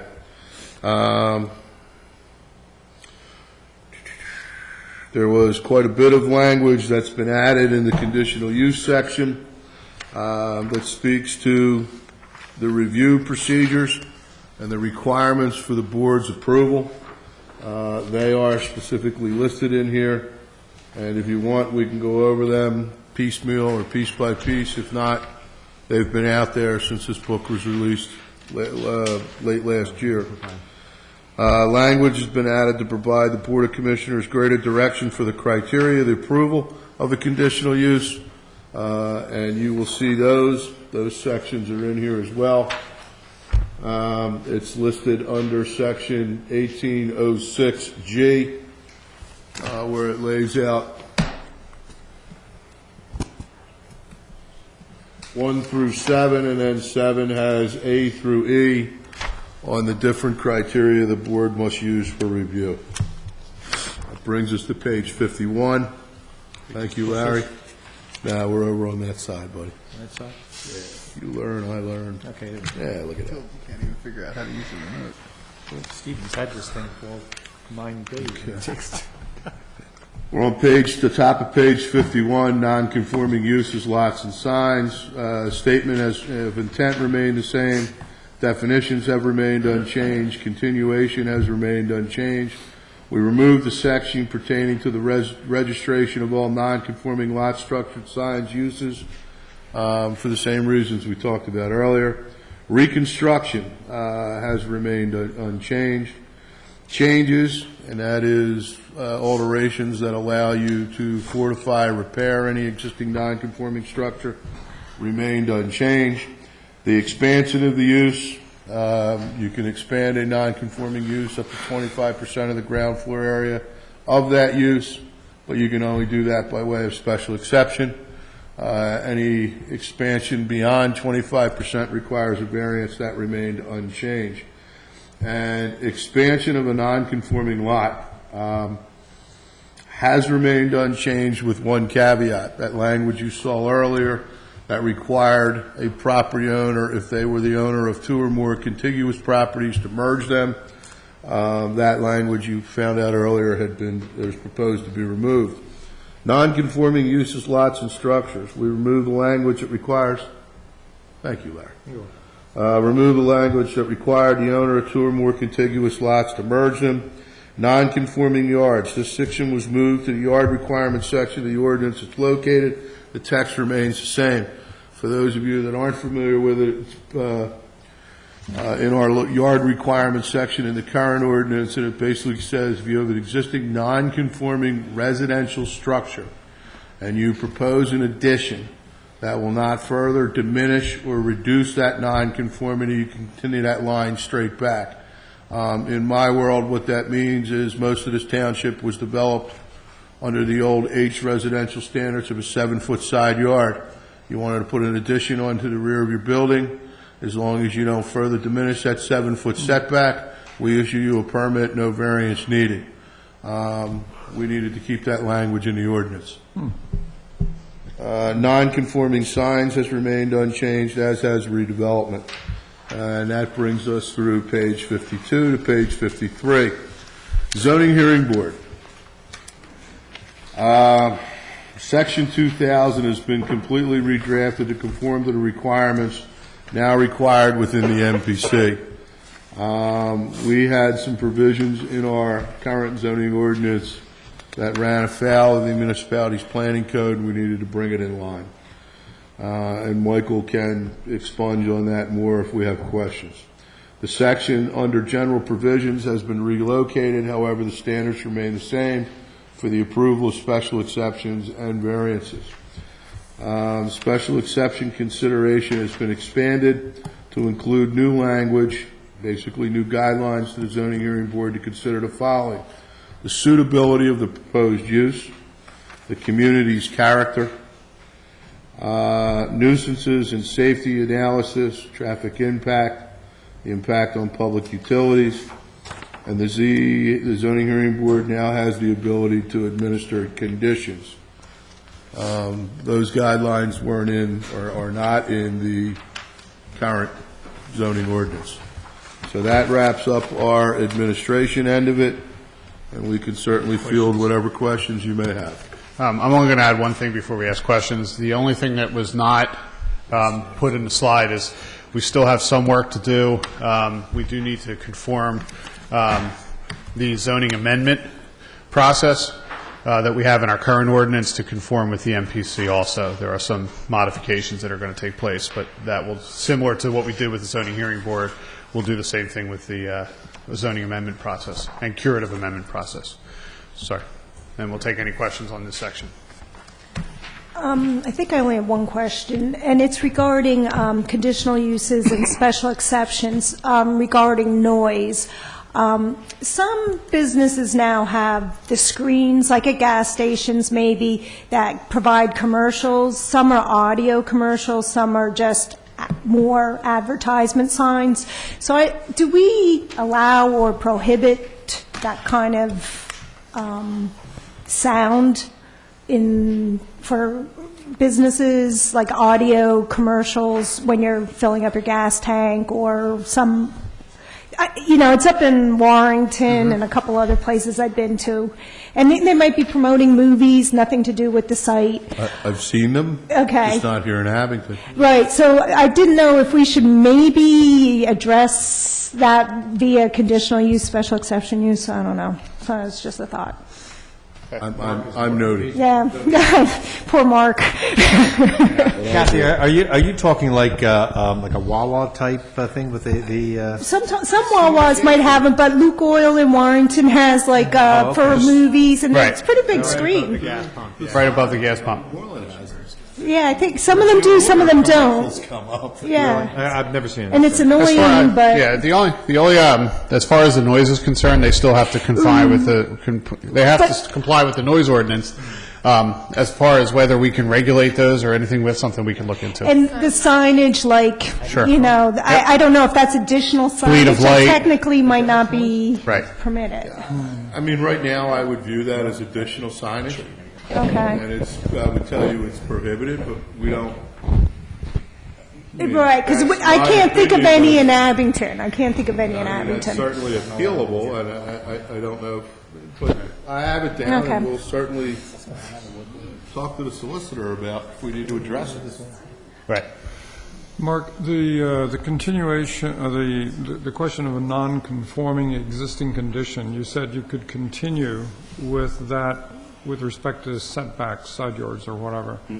That's commercial and residential? No, it's strictly for residential uses. It's Okay. not- And it's that way now in the current ordinance, and we existing. propose to keep it that way. Okay. Okay.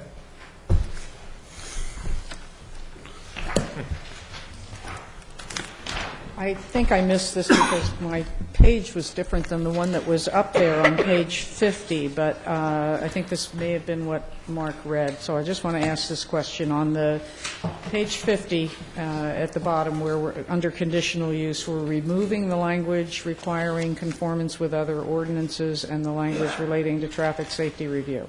And as I said, Mark may have read that, but I had not found my place at that point. Is that what you were reading, Yes. Mr. Pennicow? Sorry.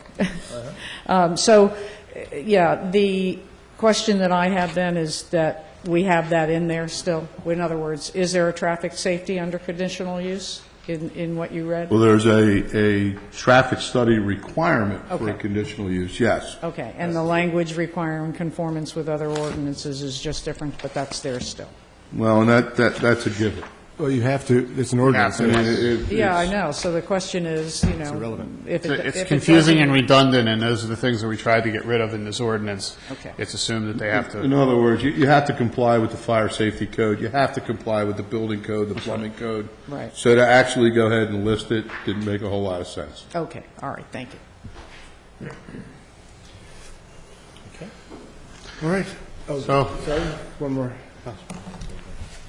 Sorry, your time's up. Richard Souter, 1314 Wheat Chief Lane. In regards to the non-conforming lots, if there was specifically the residential where it was 5,000 square feet and you changed it 7,500, if someone wants to build a house on a 5,000 square foot lot, meets all the requirements, setbacks, et cetera, do they have to appear before the zoning board? Yes, And my question is why? because it does not meet the minimum lot standards that are within the ordinance. But it's non-conforming because you rewrote the ordinance. Why should somebody be penalized that has a lot when the ordinance was 5,000 square feet and you change it? As long as they meet all the requirements, why are you penalizing somebody that owns a lot? Suppose you have a 7,500 square foot lot now. 2 years down the road, you change it to 8,000, 8,500. Go to the zoning board. Why? that, want me to answer it? Want me to address it? I Sure, will. go ahead. Well, To me, non-conforming means... Can I answer?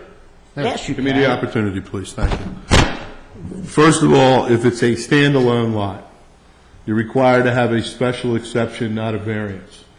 The standards for special exception review and the burden for a special exception review are substantially less than what they are for a variance. If you own 2 or more contiguous lots, you would require a variance by the standards that are within the ordinance. You asked, why is the requirement to go to the zoning hearing board?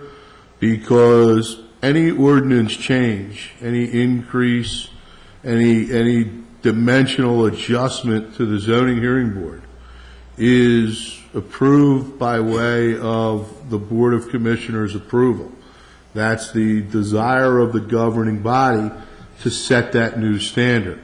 The appeal process for that is the zoning hearing board. That's your avenue of appeal. And the zoning hearing board sits up there, they hear the application, and they render a decision based on what's presented to them. But that's your avenue for appeal. My point, I wasn't talking about combining a couple lots, but my point is this, Mark. If someone buys a lot and it's 5,000 square feet, and they bought it when the ordinance was 5,000 square feet, and you change the ordinance, not you, but whoever changes the ordinance, to 7,500 minimum lot size, you're not guaranteeing that person that they're going to be approved. No, I can't guarantee anybody anything in front of zoning hearing. So it's my point is a non-conforming lot. It's worthless to that person if it's not approved, and they've owned it under the existing ordinance. Well, the only thing I can tell you is do you understand my point? Well, can I respond? In any draft ordinance, whether it be in 1996 or now, inherently we are going to create nonconformities or non-compliant properties or dimensional requirements. The fact that a property was 5,000 square feet and then the ordinance changed to 7,500, I mean, that is a reasonable argument that you could make in front of the zoning hearing board, but the plain fact of the matter is, once the ordinance is legislatively adopted by the township and the property or dimension or whatever it is, the use becomes nonconforming and doesn't meet the minimum standards of the nonconformity section of the ordinance, the remedy for you to develop it beyond that nonconformity based on the municipal's planning code is the zoning hearing board. We create nonconformities every time we change ordinances. And in most cases, I would say nonconformities, if you owned a lot or bought the lot, it met the zoning code at that time, it should remain that way without a variance, as long as you meet every other requirement for that lot. When you're building a lot, you don't exceed the setbacks, it's not your fault that, or the owner's fault that the zoning board or the zoning changed the square footage or whatever they changed. To me, nonconforming is when somebody changes the zoning code and you own something before that, that is nonconforming. It's not like you're subdividing a lot and making it 6,000. Then you go to the variance board. I understand. Can I ask one question? Sure. I don't own a lot. I'm just... Okay, but I just want to ask you a question. If, and let's take the scenario we're playing with, the minimum lot area was increased from 5,000 square foot to 7,500 square feet. Right. In your scenario, every lot that existed that is 5,000 square feet or less than 7,500 square feet would be the equivalent of grandfather, correct? Absolutely. So what was the point of changing the ordinance? Any new lots that were created. I think we could go back and forth. Anybody wanted to build a development and wanted to subdivide a lot, they had to make it 7,500 square feet. Well, not what was previous. I'm going to respond only because this is more of a policy decision that was made at the time. I wasn't on the board, and I don't think any of the commissioners are here were on the board at the time, but Mark and Larry would have history of it. But the reason the board made that decision to go from 5,000 to 7,500 was based on what they felt was a good idea at the time. If the board at the time also chose to grandfather in non-conforming lots from that point forward, they could very well have done that within the ordinance. They chose not to do that, and therefore those properties that are less than 7,500 square feet are considered nonconforming and do have to meet either the minimum standards of the nonconforming section of the ordinance, or if they're above that, then they have to go to the zoning hearing board. I understand exactly what you're saying, Steve, but my interpretation of nonconforming is whatever that size, whatever you own at the time of the ordinance was adopted, or if you owned it previous, so I don't know when your first ordinances were adopted here, but if you owned something previous to the ordinance and you made it non-conforming, Right. you know, you're being penalized for something that you have no Excuse me. control over. Can I help out for just a little bit? Your arguments are ringing very powerfully as someone who would try to pass on the merits of your claim for a non-conforming use. So the problem is, and it's not a happy circumstance, but the way to resolve this, as our process is evolving, is that you would have to go to the zoning hearing board. You'd make those arguments, and on the merits, they would evaluate it. But I think technically and legally, that is the way the process would work. And it is a burden for those who are put in that situation, but in my judgment, it's a reasonable burden. Otherwise, as Mark rightly says... My point is, if you owned a lot... I get it. And you, at some point, wanted to build on it, and you change the ordinance, and the person has to go to the zoning hearing board, and they knock it down for... I mean, I know that you probably would pass it, but there's no guarantee. True. So that lot is worthless to somebody. You see my point? You couldn't satisfy the zoning hearing board. If you couldn't satisfy the zoning hearing board on the merits of your case, that is correct. But I think you have a very compelling argument to make, and unfortunately, the Mark Pennicow's response previously suggests why it has to be that way. Otherwise, the ordinance would have had no effect at all. So, I don't think there's any resolution to this. I think unfortunately it is the way the only it's other comment written. would be that everything, and you actually made it a minute ago, Mark or Steve, is things change all the time, so you can't grandfather in. The business district is changing currently, various districts are changing various regulations, all these things we're discussing, and you can't grandfather the regulations back to when that original purchase was made, and yes, you can. My answer is yes, you can. Well, they won't. Well, then I would answer that at this point in time, we choose not to. Right. Or that's the proposal, is to choose not to. Whether the board agrees with that in the end is a question for a policy. All right. So, what's our next step here? Okay. So we're going to, I appreciate your patience through these 4 days. I'm going to wrap up just by going through the next steps, or what's expected, or what we think should happen. So completion of draft 2 zoning ordinance and Township Planning Commission, or completion of the presentation of the draft 2 zoning ordinance. Michael and Mark have been diligently keeping a list of all comments and concerns or questions that need to be reviewed or addressed or added. That list will be compiled between the two of them, and then will be formally sent to the Planning Commission. At a future time, the Planning Commission would schedule an agenda item or a separate meeting. That's at the desire of the Planning Commission to actually formalize their recommendation and send their formal recommendation to the Board of Commissioners. Larry and Mark would show up to any of your planning commissions. Oh, actually, Michael would also. If it's a time and date that you wish for me to be there, I would certainly be there for that.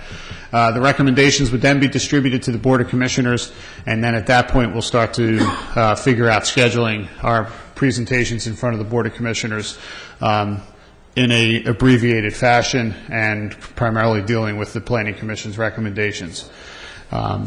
And with that, I would just like to say thank you to the Planning Commission. It's your engagement and the conversations that we have been extremely helpful to the 4 members here, and I'm sure if any of the Planning Commission, any of the Zoning Ordinance Committee members that have been involved in this for the amount of years that was here.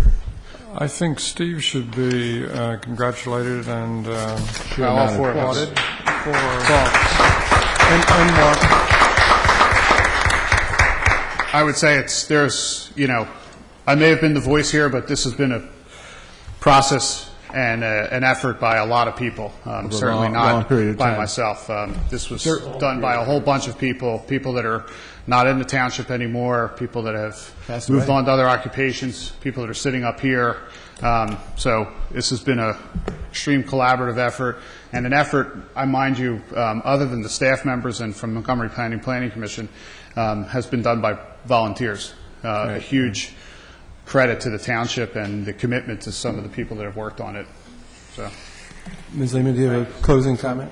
Yeah, I just wanted to ask if it were possible to ask the commissioners to summarize some of the most cogent points that are in this and get that information. Everybody's saying we have a meeting, they're reviewing, the Planning Commission has it, but they don't know anything about the details. They don't know about the trees in their yard that you would like to regulate. I don't want mine regulated that way. And they don't know about the cottages. They don't know about the signs on public right-of-way.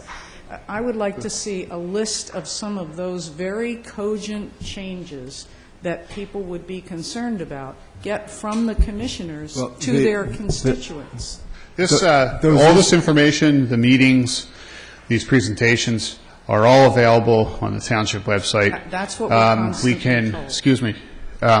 We can. I can come up with my list of things that I think are important. I'm sure Michael can come up with his list of things that are important. All nine of the Planning Commission can come up with their list. The bottom line is, I'm not sure that I'm going to hit all the buzz points that some people might think are interesting. This is not a simple thing to understand. It's not a simple thing to grasp. It will take some time. I think the meetings that we've had have been informative. I think we've delved into the issues in depth. And I think it does require somebody's attention and somebody's resilience to go through the documentation and the video to understand the ordinance. There's just no way that I can boil this down to a small pamphlet. It just does not do it any justice, and I would refuse to do that. I think there is some level of commitment by the property owners, the residents of the township, the Board of Commissioners. I mean, the Planning Commission has done a great job. It's just the way it is. I can't boil it down to, none of us can boil it down to a small list of pamphlet items that will make anybody understand the gravity and the amount of information that's contained in the changes. But you actually can, and you can post a webpage. No, we can't. And each of you could put that list of the things that you think your constituents would be most interested in. And we've been denied that webpage through this entire process while we've been told there's a meeting, this is complicated, everybody come to the meeting and go through all of this stuff. It's been dozens and dozens of hours, and the public deserves to have the people that they elected to represent them share that information back to them in a cogent way. Everybody doesn't go to all the meetings. One person goes and shares it back. The whole point is you have this presentation, you have the items that were of some contention or we felt needed clarification that we will be pursuing. But to ask further to isolate things that may be of particular importance to the different individuals or to you or whomever is... We just asked just to have the questions and answers that we were allowed to send to the ZOC put on a web page so we all could see them. I was not able to see any other questions that anybody asked to be informed by their ability to read that and know what was important to them. It's simply because they refused to put that on a web page. That's not serving the public. That's not serving the public. This is complicated stuff that affects, as you saw with this gentleman, everybody's property rights. That's a great big deal when you bought a lot and all of a sudden that lot is no longer available to build on. The public deserves to know it, and it's a simple request that I'm asking to put up a web page with each commissioner can add to it what he thinks his public might be interested in and point them to the whole document for more.